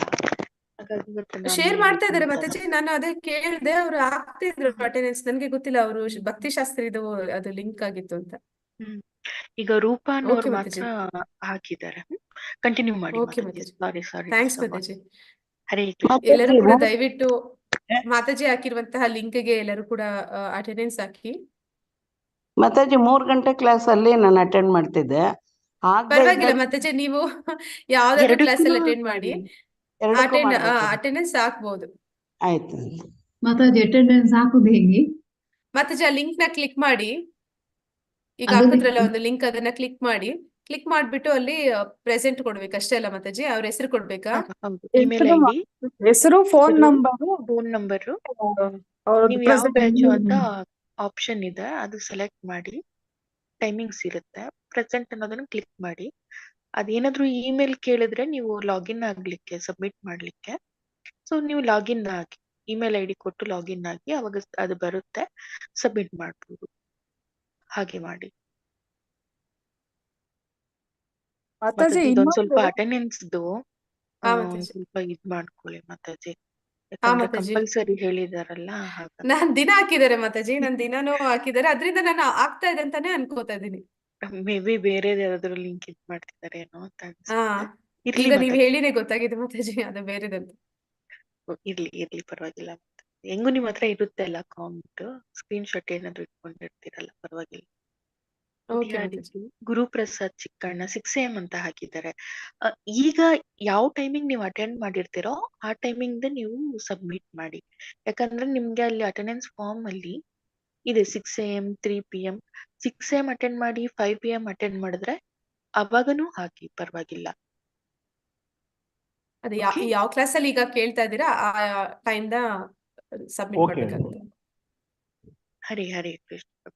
ಹರೇ ಕೃಷ್ಣ ಮಾತಾಜಿ. ಹರೇ ಕೃಷ್ಣ ಥ್ಯಾಂಕ್ಸ್ ಮಾತಾಜಿ. ಮಾತಾಜಿ, ಹರೇ ಮಾತಾಜಿ ಕೃಷ್ಣ. ಕಂಟಿನ್ಯೂ ಮಾಡಿ ಮಾತಾಜಿ. ಹಾ ಹರೇ ಮಾತಾಜಿ, ಥ್ಯಾಂಕ್ ಯು. ಹೀಗೆ ಪಂಚತತ್ವ ಮಂತ್ರ ಅಂದ್ರೆ ಚೈತನ್ಯ ಮಹಾಪ್ರಭುಗಳು ಕೃಷ್ಣನನ್ನ ಮತ್ತೆ ಬಲರಾಮನನ್ನ ಮತ್ತೆ ಗದಾಧರ ಪಂಡಿತ ಅಂತಂದ್ರೆ ರಾಧಾರಾಣಿ, ಬ್ರಹ್ಮ ಮತ್ತೆ ವಿಷ್ಣು, ಸದಾಶಿವ, ಇವರನ್ನೆಲ್ಲ ನಾವು ಕೇಳ್ಕೊಳ್ಳುವಂಥದ್ದು ಪಂಚತತ್ವ ಮಂತ್ರ. ಹರೇ ಕೃಷ್ಣ ಮಹಾಮಂತ್ರನ ಜಪಿಸೋದಕ್ ಮುಂಚೆ ಇದನ್ನ ಹೇಳುವಂಥದ್ದು. ಮಂತ್ರವನ್ನು ನಿಮಗೆ ಕೇಳುವಷ್ಟು ಜೋರವಾಗಿ ಜಪಿಸ್ಬೇಕು. ಹೇಗೆ ಹೇಳ್ಬೇಕು ಅಂತಂದ್ರೆ, ಹರೇ ಕೃಷ್ಣ ಮಹಾಮಂತ್ರವನ್ನ ಮನಸ್ಸಿನಲ್ಲಿ ಹೇಳ್ಕೊತೀವಿ ಅನ್ನೋದಲ್ಲ, ನಾವು ಹೇಳ್ಬೇಕು. ಶ್ರವಣ ಕೀರ್ತನ ಎರಡೂ ಆಗ್ಬೇಕು ಅಂತಾರೆ. ಅಂದ್ರೆ ಕೀರ್ತನ ಅಂದ್ರೆ ಹೇಳ್ತಾ ಇದೀವಿ, ಅದೇ ಸಮಯ ಅದನ್ನ ಕೇಳಿದ್ರೆ ಅದು ಶ್ರವಣನೂ ಆಗುತ್ತೆ. ಎರಡೂ ಕೂಡ ಒಂದೇ ಸಮಯದಲ್ಲಿ ನಾವು ಮಾಡ್ಬೇಕು. ನಂತರ ಪ್ರತಿಯೊಂದು ಹೆಸರನ್ನ ಸ್ಪಷ್ಟವಾಗಿ ಉಚ್ಚರಿಸಿ. ಆ ಮಂತ್ರದಲ್ಲಿ ಏನು ಹೇಳಿದ್ದಾರೆ, ಹರೇ ಕೃಷ್ಣ ಕೃಷ್ಣ ಕೃಷ್ಣ ಹರೇ ಹರೇ, ಹರೇ ರಾಮ ರಾಮ ರಾಮ ಹರೇ ಹರೇ. ಪ್ರತಿಯೊಂದು ಶಬ್ದನು ಸ್ಪಷ್ಟವಾಗಿ ಉಚ್ಚಾರಣೆ ಮಾಡಬೇಕು. ಮತ್ತೆ ಅದನ್ನ ಹೇಳುವಾಗ ಗೌರವ ಮತ್ತೆ ಭಕ್ತಿ ಮತ್ತೆ ಏಕಾಗ್ರತೆಯಿಂದ ಮಾಡ್ಬೇಕಾಗತ್ತೆ. ನೀವು ಯಾವುದೇ ಸ್ಥಳದಲ್ಲಿ ಜಪಿಸಬಹುದು, ಕುಳಿತುಕೊಳ್ಳಬಹುದು ಅಥವಾ ನಡೆಯಬಹುದು, ಯಾವುದೇ ದಿಕ್ಕನ್ನು ಎದುರಿಸಬಹುದು. ಅಂದ್ರೆ ಪೂರ್ವಾಭಿಮುಖವಾಗಿ ಕುತ್ಕೋಬೇಕಾ, ಉತ್ತರಾಭಿಮುಖವಾಗಿ ಕುತ್ಕೋಬೇಕಾ, ಆ ತರ ಎಲ್ಲ ಏನೂ ನಿಯಮಗಳಿಲ್ಲ. ನೀವು ಯಾವುದೇ ಸಮಯದಲ್ಲಿ, ಅಥವಾ ನಾವು ಕೆಲವೊಂದು ಸಲ ಪ್ರಯಾಣ ಮಾಡುವಾಗ, ನಡೆದಾಟ ಅಥವಾ ಯಾವುದೇ ದಿಕ್ಕನ್ನು ಎದುರಿಸ್ಕೊಂಡು ನಾವು ಎಲ್ಲಿ ಕೂತ್ರು ಕೂಡ, ನಿಂತ್ರು ಕೂಡ, ಓಡಾಡ್ತಾ ಕೂಡ ನಾವು ಜಪವನ್ನು ಮಾಡಬಹುದು. ನೀವು ಯಾವುದೇ ಸಮಯದಲ್ಲಿ ಜಪಿಸಬಹುದು. ಇಡೀ ದಿನದಲ್ಲಿ ನಾವು ಯಾವುದೇ ಸಮಯದಲ್ಲಿ ಕೂತ್ಕೊಂಡು ಜಪವನ್ನು ಮಾಡಬಾರ್ದು, ಜಪವನ್ನು ಮಾಡಬಹುದು. ಆದ್ರೆ ಅದಕ್ಕೆ ಒಂದು ಸರಿಯಾದ ಸಮಯ ಅಂತಂದ್ರೆ ಹೇಳಿರುವಂತದ್ದು ಬ್ರಾಹ್ಮಿ ಮುಹೂರ್ತ, ಅಂದ್ರೆ ಬೆಳಗಿನ ಜಾವ 4ರಿಂದ 7 ಗಂಟೆ ಅಷ್ಟರಲ್ಲಿ ನಾವು ಜಪವನ್ನು ಮಾಡುವಂಥದ್ದು. ಅದು ಒಂದು ಒಳ್ಳೆಯ ಸಮಯ. ಅಂದ್ರೆ ನಮ್ಮ ಮನಸ್ಸು ಕೂಡ ಅದು ಒಂದು ತುಂಬಾ ಚಂಚಲವಾಗಿರೋದಿಲ್ಲ. ಸ್ನಾನ ಮಾಡುವ ಮೊದಲು ಅಥವಾ ನಂತರ ಕೂಡ ನೀವು ಜಪಿಸಬಹುದು. ಅಂದ್ರೆ ಇದಕ್ಕೆ ನೀವು ಸ್ನಾನ ಮಾಡಿನೇ ಒಳ್ಳೇದೇ ಸ್ನಾನ ಮಾಡಿ ಮಾಡುವಂತದ್ದು. ಯಾವಾಗಾದ್ರೂ ಪ್ರಯಾಣ ಮಾಡ್ತಾ ಇದ್ರಿ ಟ್ರೈನ್ ಅಲ್ಲಿ ಅಥವಾ ಇನ್ನೆಲ್ಲಾದ್ರೂ, ಅಂದ್ರೆ ಇವತ್ತು ನಾನು ಜಪ ಮಾಡ್ಲಿಕ್ಕೆ ಆಗಿಲ್ಲ ಅಂತ ಬಿಡುವಂತದ್ದಲ್ಲ. ಅಂತಹ ಸಂದರ್ಭದಲ್ಲೂ ಕೂಡ ಈ ರೀತಿ ಯಾವುದೇ ಒಂದು ಕಟ್ಟುನಿಟ್ಟು ಇಲ್ಲ ಭಗವಂತನ ನಾಮ ಸಂಕೀರ್ತನೆಗೆ. ಆದ್ರೆ ನಾವು ಪ್ರತಿದಿನ ಜಪ ಮಾಡುವಂಥದ್ದು ಅತಿ ಮುಖ್ಯ. ಎಣಿಕೆ ಇಟ್ಟುಕೊಂಡು ಜಪಿಸಲು ಸೂಚಿಸಲಾಗುತ್ತದೆ. ಅಂದ್ರೆ ನಾವು ಜಪ ಮಾಡ್ತೀನಿ, ನಾನು ಯಾವಾಗ್ಲೂ ಜಪ ಮಾಡ್ತಾ ಇರ್ತೀನಿ, ನಾನು ಯಾವ್ದು ಜಪಮಾಲೆ ಇಟ್ಕೊಳ್ಳೋದಿಲ್ಲ, ನಾನು ಎಷ್ಟು ರೌಂಡ್ ಮಾಡಿದೆ ಅಂತ ಎಣಿಸೋದಿಲ್ಲ, ಆ ರೀತಿ ಮಾಡಬಾರ್ದು. ಇಲ್ಲಿ ಪ್ರಭುಪಾದರು ಹೇಳ್ತಾರೆ ಅಂದ್ರೆ ಜಪಮಾಲೆಯಲ್ಲೇ ನಾವು ಜಪವನ್ನ ಮಾಡ್ಬೇಕು. ಅವ್ರು ಹೇಳ್ತಾರೆ ಬ್ಲಾಕ್ ಅಕೌಂಟ್ ಮತ್ತೆ ವೈಟ್ ಅಕೌಂಟ್ ಅಂತ ಹೇಳ್ತಾರೆ. ಅಂದ್ರೆ ನಮ್ಮ ಹತ್ರ ದುಡ್ಡು ಅದು ವೈಟ್ ಅಕೌಂಟ್ ಇದ್ರೆ ಅದು ಒಳ್ಳೇದು. ಬ್ಲಾಕ್ ಅಕೌಂಟ್ ಆದ್ರೆ ಹೇಳ್ತಾರೆ ನೀವು 16 ಸುತ್ತು ಜಪಮಾಲೆ ಇಟ್ಕೊಂಡೇ ಮಾಡಿ, ಆಮೇಲೆ ನೀವು ಜಪಮಾಲೆ ಇಟ್ಕೊಂಡಿರಾ ಎಲ್ಲಾ ಸಮಯದಲ್ಲೂ ಜಪವನ್ನ ಮನಸ್ಸಿನಲ್ಲಿ ಮಾಡೋದು ಅದಕ್ಕಿಂತ ಒಳ್ಳೇದು ಜೋರಾಗಿ ಮಾಡುವಂಥದ್ದು. ನೀವು ಮಾಡ್ಬೋದು, ಆದ್ರೆ ನೀವು 16 ಸುತ್ತು ಕಡೆ ಪಕ್ಷ ಅದನ್ನ ಮಾಲೆ ಇಟ್ಕೊಂಡೇ ಮಾಡ್ಬೇಕು ಅಂತ. ಯಾವ್ದೆಲ್ಲ ಮಾಡಬಾರ್ದು ಮಾತಾಜಿ? ಜಪ ಮಾಡುವಾಗ ಏನೆಲ್ಲ ಮಾಡಬಾರ್ದು ಅಂತ ಹೇಳ್ತಾ ಇದ್ದಾರೆ. ಒಬ್ಬರು ಮಹಾಮಂತ್ರದ ಒಂದು ಭಾಗವನ್ನು ಮಾತ್ರ ಜಪಿಸಬಾರದು. ಅಂದ್ರೆ ಹರೇ ಕೃಷ್ಣ ಕೃಷ್ಣ ಕೃಷ್ಣ ಹರೇ ಹರೇ, ಮತ್ತೆ ಹರೇ ರಾಮ ಹೇಳಿದ್ರೆ ಮತ್ತೆ ಹರೇ ಕೃಷ್ಣ ಅಂತ ಹೇಳುವಂಥದ್ದು. ಅದಕ್ಕೆ ಗಮನ ಕೊಟ್ಟು ಮಾಡ್ಬೇಕು ಅಂತ ಹೇಳ್ತಾರೆ. ನಾವು ಹೇಳ್ತಾ ಅದೇನಾಗ್ಬಿಡತ್ತೆ ಅಂತಂದ್ರೆ ನಮ್ ಗಮನ ಕೊಡ್ದಿರ ಹೇಳ್ತಾ ಇದೀವಿ ಅಂದ್ರೆ ತಪ್ಪಾಗೆ ಹೇಳ್ತಾ ಇರ್ತೀವಿ. ಆ ರೀತಿ ಜಪ ಮಾಡಬಾರ್ದು. ಅದನ್ನ ಸರಿಯಾದ ರೀತಿಯಲ್ಲಿ ಪರಿಪೂರ್ಣವಾಗಿ ಎಲ್ಲಾ ಮಂತ್ರವನ್ನ ಸರಿಯಾಗಿ ಹೇಳ್ಬೇಕು. ಜಪ ಮಾಡುವಾಗ ಪುಸ್ತಕ ಪತ್ರಿಕೆ ಓದುವುದು ಅಥವಾ ಟಿವಿ ನೋಡುವುದು ಮಾಡಬಾರ್ದು. ಅಂದ್ರೆ ಜಪ ಮಾಡುವಾಗ ಜಪ ಒಂದನ್ನೇ ಮಾಡ್ಬೇಕು, ಇಲ್ಲ ಮಲ್ಟಿ ಟಾಸ್ಕ್ ಎಲ್ಲ ಮಾಡಬಾರ್ದು. ಅಂದ್ರೆ ಬುಕ್ ಓದ್ತೀವಿ, ಫೋನ್ ನೋಡ್ತೀವಿ, ಟಿವಿ ನೋಡ್ತೀವಿ, ಇಲ್ಲ ಯಾರ ಹತ್ರ ಮಾತಾಡ್ಕೊಂಡು ಮಾಡ್ತೀವಿ, ಅದೆಲ್ಲವೂ ಕೂಡ ಅಪರಾಧ ಆಗುತ್ತೆ. ಇಲ್ಲಿ ನಾವು ನೋಡ್ತಾ ಇದ್ವಿ ಸಂಕೀರ್ತನೆ, ಅಂದ್ರೆ ಎಲ್ಲರೂ ಕೂಡ ಪರಿವಾರ ಸಮೇತ ಕೂತು ಮಾಡುವಂಥದ್ದು. ಈ ಜಪದಿಂದ ಏನು ಪ್ರಯೋಜನ ಅಂದ್ರೆ ಪಾಪದ ಪ್ರತಿಕ್ರಿಯೆಗಳಿಂದ ನಮ್ಗೆ ಬಿಡುಗಡೆ ಆಗುತ್ತೆ. ಅಂದ್ರೆ ನಾವು ಅನೇಕ ಜನ್ಮಗಳಿಂದ ಎಷ್ಟೆಷ್ಟೋ ಪಾಪಗಳನ್ನ ಮಾಡಿದೀವಿ. ಎಷ್ಟು ಪಾಪಗಳನ್ನ ಮಾಡಿದೀವಿ ಅಂದ್ರೆ ಘೋರ ಪಾಪಗಳನ್ನ ಮಾಡಿರ್ತೀವಿ ಅಂತಂದ್ರೆ ಅದು ಅಷ್ಟೊಂದು ಜನ್ಮಗಳನ್ನ ನಾವು ಪತ್ತೆ ಪಡ್ಕೊಳ್ಳೋ ಹಾಗೆ ಮಾಡುತ್ತೆ. ಆದ್ರೆ ಅಂತಹ ಪಾಪದ ಪ್ರತಿಕ್ರಿಯೆಗಳಿಂದ ಬಿಡುಗಡೆ ಮಾಡ್ಬೇಕಂದ್ರೆ ನಾವು ಹರಿನಾಮ ಸಂಕೀರ್ತನೆಯನ್ನ ಪ್ರತಿದಿನ ಮಾಡ್ಬೇಕು. ಐಹಿಕ ಭೋಗಗಳಿಂದ ಪರಿಹಾರ. ಕೃಷ್ಣ ಏನಿದೆ ಅಭ್ಯಾಸದಲ್ಲಿರುವ ಅನಗತ್ಯ ಐಹಿಕ ಭೋಗಗಳಿಂದ ಪರಿಹಾರ. ಅಂದ್ರೆ ಯಾರಾದ್ರೂ ಒಬ್ಬ ವ್ಯಕ್ತಿಗೆ ನಾವು ಯಾವ್ದೋ ಒಂದು ಕೆಟ್ಟ ಚಟಗಳಿರುತ್ತೆ, ಅದರಿಂದ ಬಿಡಿಸೋದಿಕ್ಕೆ ಸಾಧ್ಯ ಆಗದಿರ ಇರ್ಬೋದು. ಅಂತವರಿಗೆ ನಾವ್ ಏನು ಹೇಳ್ಬಾರ್ದು, ಜಪ ಮಾಡೋದಕ್ಕೆ ಪ್ರಾರಂಭ ಮಾಡೋ ಹಾಗೆ ಪ್ರೇರೇಪಣೆ ಕೊಟ್ರೆ ಸಾಕು. ಬೇಡದ ಅಭ್ಯಾಸಗಳು ಎಷ್ಟೇ ಇದ್ರೂ ಕೂಡ ಅವೆಲ್ಲವೂ ಕೂಡ ತಂತಾನೆ ಬಿಟ್ಟು ಹೋಗುತ್ತೆ ಅಂತ. ನಮ್ಮ ಪ್ರಸ್ತುತ ಸ್ಥಿತಿಯಲ್ಲಿ ನಾವು ಯಾವುದೇ ವಿಚಿತ್ರ ಆಲೋಚನೆಗಳು ಮತ್ತು ಆಸೆಗಳಿಗೆ ಕಾಣಿಸ್ತಿಲ್ಲ. ಓಕೆ, ಇಲ್ಲಿ ನಾವು ನೋಡ್ತಾ ಇದ್ವಿ ಅಂದ್ರೆ ಮಾದಕ ದ್ರವ್ಯಗಳನ್ನ ತಗೊಳ್ಳುವಂತದ್ದು, ಇಂತಹ ಒಂದು ಅಭ್ಯಾಸಗಳು ಇರೋರು ಕೂಡ ಜಪವನ್ನ ಮಾಡೋಕೆ ಪ್ರಾರಂಭ ಮಾಡಿದ್ರು ಅಂದ್ರೆ ಅಂತಹ ಅಭ್ಯಾಸಗಳು ಅವರಿಂದ ಅದು ದೂರ ಹೋಗುತ್ತೆ ಅಂತ.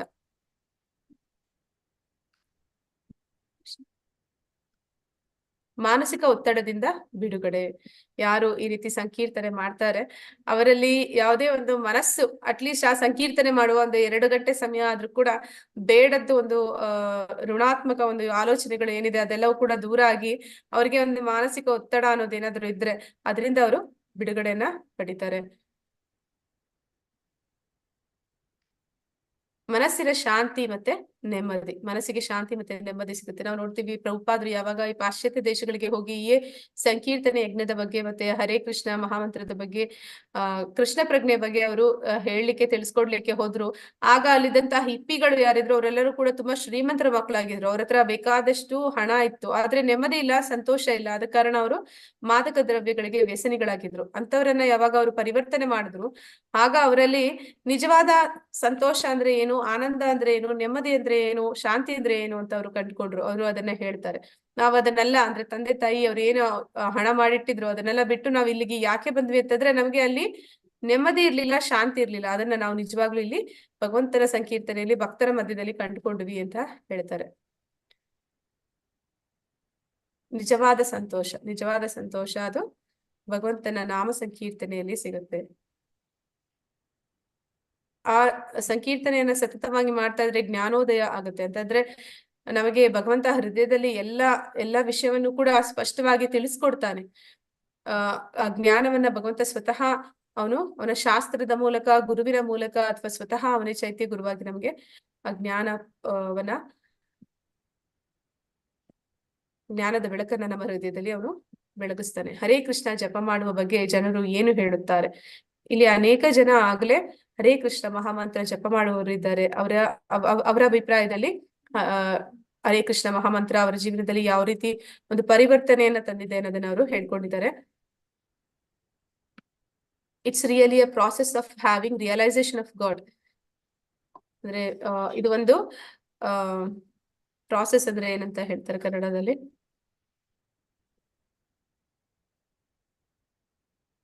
ಇದು ಒಂದು ಹರೇ ಕೃಷ್ಣ, ಯಾರಾದ್ರೂ ಹೇಳ್ತೀರಾ ಪ್ರಾಸೆಸ್ಗೆ ಕನ್ನಡದಲ್ಲಿ ಏನ್ ಹೇಳ್ತಾರ? ಪ್ರಕ್ರಿಯೆ ಮಾತಾಡಿ. ಪ್ರಕ್ರಿಯೆ. ಧನ್ಯವಾದಗಳು ಮಾತಾಜಿ. ಇದು ಒಂದು ಪ್ರಕ್ರಿಯೆ. ಅದು ಯಾವ ರೀತಿ ಒಂದು ಪ್ರಕ್ರಿಯೆ ಅಂತಂದ್ರೆ, ಇಲ್ಲಿ ನಾವು ನೋಡ್ತೀವಿ ಭಗವದ್ಗೀತೆ ಜ್ಞಾನವನ್ನ ಮಾತ್ರ ಕೊಡುತ್ತೆ ಅಂತ, ಆದ್ರೆ ಈ ಪ್ರಭುಪಾದರು ಕೃಷ್ಣ ಪ್ರಜ್ಞೆಯ ಮೂಲಕ ಎಲ್ಲರಿಗೂ ಕೂಡ ಬರೀ ಜ್ಞಾನ ಅಲ್ಲ, ಆ ವಿಜ್ಞಾನವನ್ನು ಕೂಡ ಕೊಟ್ಟಿದ್ದಾರೆ. ಅಂದ್ರೆ ಅದನ್ನ ನಾವು ಜೀವನದಲ್ಲಿ ಅಳವಡಿಸಿಕೊಂಡಾಗ ಅದರ ಒಂದು ರಿಸಲ್ಟ್ ಅದೇನಿದೆ, ಫಲೇನ ಪರಿಷತ್ ಅಂತ ಹೇಳಿದಾಗ ಅದರ ಒಂದು ರಿಸಲ್ಟ್ ಅನ್ನ, ಫಲಿತಾಂಶವನ್ನು ಕೂಡ ನೋಡ್ಲಿಕ್ಕೆ ಸಾಧ್ಯ ಇದೆ. ಇಲ್ಲಿ ಜಾರ್ಜ್ ಹ್ಯಾರಿಸನ್ ಇದನ್ನ ಹೇಳ್ತಿರುವಂತದ್ದು. ಆಗ ಪ್ರಭುಪಾದರು ಪಾಶ್ಚಾತ್ಯ ದೇಶಗಳಿಗೆ ಹೋದಂತ ಸಂದರ್ಭದಲ್ಲಿ ಈ ವ್ಯಕ್ತಿ ಒಬ್ಬ ಪಾಪ್ ಸಿಂಗರ್ ಆಗಿರ್ತಾರೆ. ಅವರು ಹರಿನಾಮ ಸಂಕೀರ್ತನೆ ಬಗ್ಗೆ ಕ್ಯಾಸೆಟ್ ಗಳನ್ನ ಮಾಡ್ತಾರೆ. ಇವ್ರು ಯಾರು? Jean Claude Halick. ಇವ್ರು ಏನ್ ಹೇಳ್ತಾ ಇದಾರೆ ಅಂತಂದ್ರೆ, everything started happening for me when I began chanting Hare Krishna. ನನ್ನ ಜೀವನದಲ್ಲಿ ಎಲ್ಲವೂ ಕೂಡ ಒಳ್ಳೆ ರೀತಿ ಆಗೋದಕ್ಕೆ ಶುರು ಆಗಿದ್ದು ನನ್ನ ಭಗವಂತನ ಸಂಕೀರ್ತನೆ ಮಾಡ್ಲಿಕ್ಕೆ ಪ್ರಾರಂಭ ಮಾಡಿದ್ಮೇಲೆ ಅಂತ ಹೇಳಿ ಹೇಳ್ತಾ ಇದ್ದಾರೆ. ಇವರು ಯಂಗೆಸ್ಟ್ ಡೈರೆಕ್ಟರ್ ಆಫ್ 3M ಇಂಗ್ ಫ್ರಾನ್ಸ್. ಅಂದ್ರೆ ಇವರು ಈ ಏನಂತಾರೆ ಸಿನಿಮಾಗಳ ಡೈರೆಕ್ಷನ್ ಮಾಡ್ತಿದ್ದಂಥವ್ರು. Chanting Hare Krishna has made a tremendous impact in my life. ಅಂದ್ರೆ ಇವ್ರು ಹೇಳ್ತಾ ಇದ್ದಾರೆ ಅವರ ಬದುಕಿನಲ್ಲಿ ಪರಿವರ್ತನೆಯನ್ನ ತಂದಂತದ್ದು ಹರೇ ಕೃಷ್ಣ ಸಂಕೀರ್ತನೆ. ಆಲ್ಬರ್ಟ್ ಬ್ರಷ್ ಫಾರ್ಡ್ ಕಂಪನಿಯವರು ಓನರ್, ಅವರು ಫಾರ್ಡ್ ಮೋಟರ್ಸ್ಗೆ ಅವರು ಕೂಡ ದೀಕ್ಷೆನ ತಗೊಂಡಿದ್ದಾರೆ. I have been chanting Hare Krishna for many years and I have never found anything more pleasurable. ಅಂದ್ರೆ ಇದರಲ್ಲಿ ಸಿಕ್ಕಿದಂತ ಆನಂದ ಅವ್ರಿಗೆ ಬೇರೆ ಯಾವ್ದ್ರಲ್ಲೂ ಸಿಗೋದಿಲ್ಲ ಅಂತ ತಿಳಿಸ್ತಾ ಇದ್ದಾರೆ. ಇವರು ND Desai, leading Indian industrialist.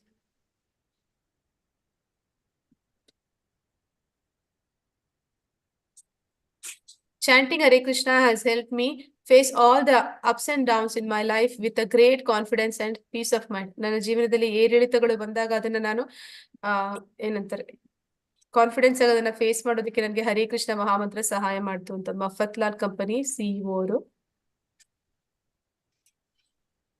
Chanting helped me give up bad habits. It changed my vision of things. ಅಂದ್ರೆ ಇವರು ಅವರಲ್ಲಿ ಇದ್ದಂತಹ ಎಲ್ಲ ಬೇಡದ ಅಭ್ಯಾಸಗಳನ್ನ ಬಿಡೋದಕ್ಕೆ ಅದು ಸಹಾಯ ಮಾಡ್ತು ಅಂತ ಹೇಳ್ತಾ ಇದ್ದಾರೆ. ಡಚ್ ಮಾಡೆಲ್ ಇವರು.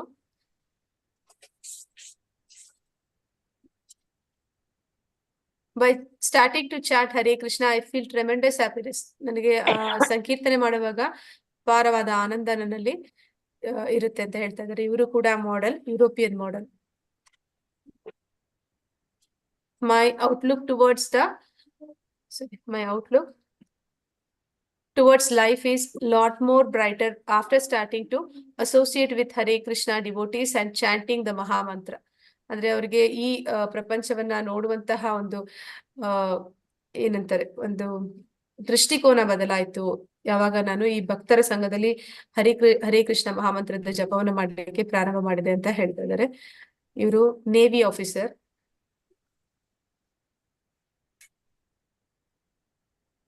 Chanting makes me feel close to God.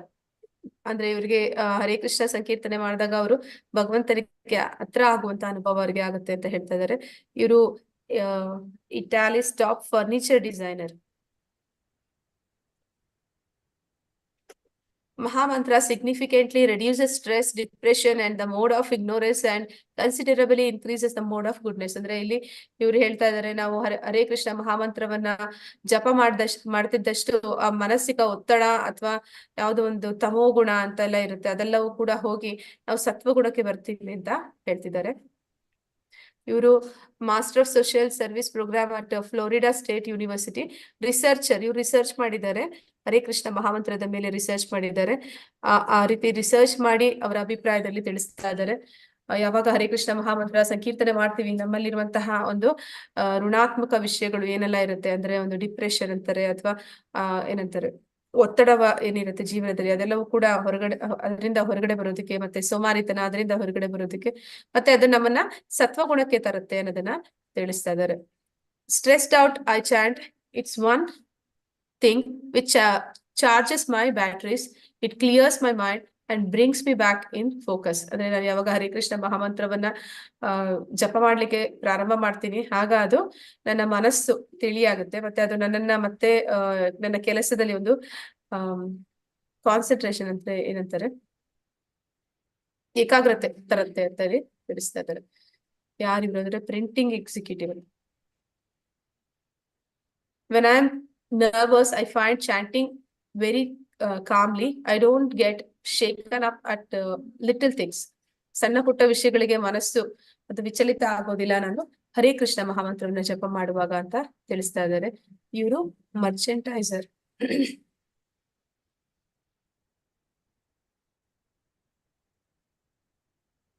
Chanting Hare Krishna and reading authorized books of Krishna consciousness has brought me great peace. ನನಗೆ ಶಾಂತಿ ಅನ್ನುವಂಥದ್ದು ಸಂಕೀರ್ತನೆಯಿಂದ ಮತ್ತೆ ಪ್ರಭುಪಾದರಿಗೆ ಸಂಬಂಧಪಟ್ಟಂತಹ ಪುಸ್ತಕಗಳನ್ನ ಓದುವಾಗ ಸಿಗುತ್ತೆ ಅಂತ ಹೇಳ್ತಾ ಇದ್ದಾರೆ. ಇವರು Ramesh Lal, Toronto health spa proprietor.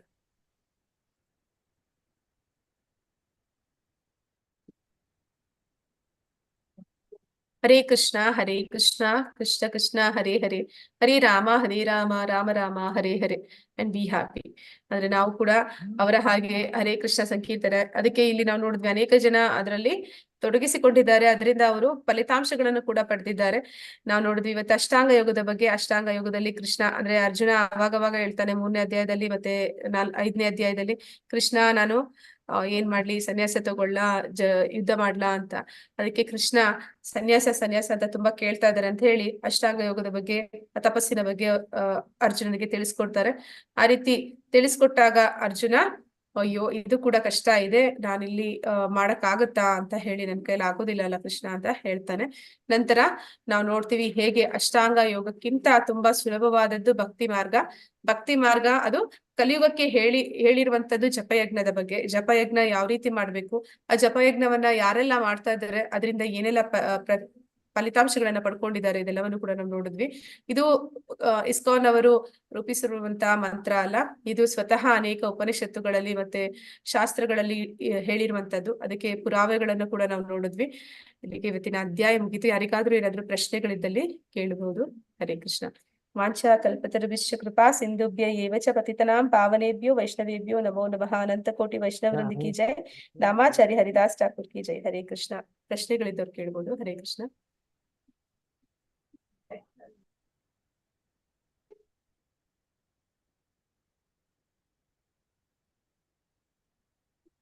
Hare Krishna.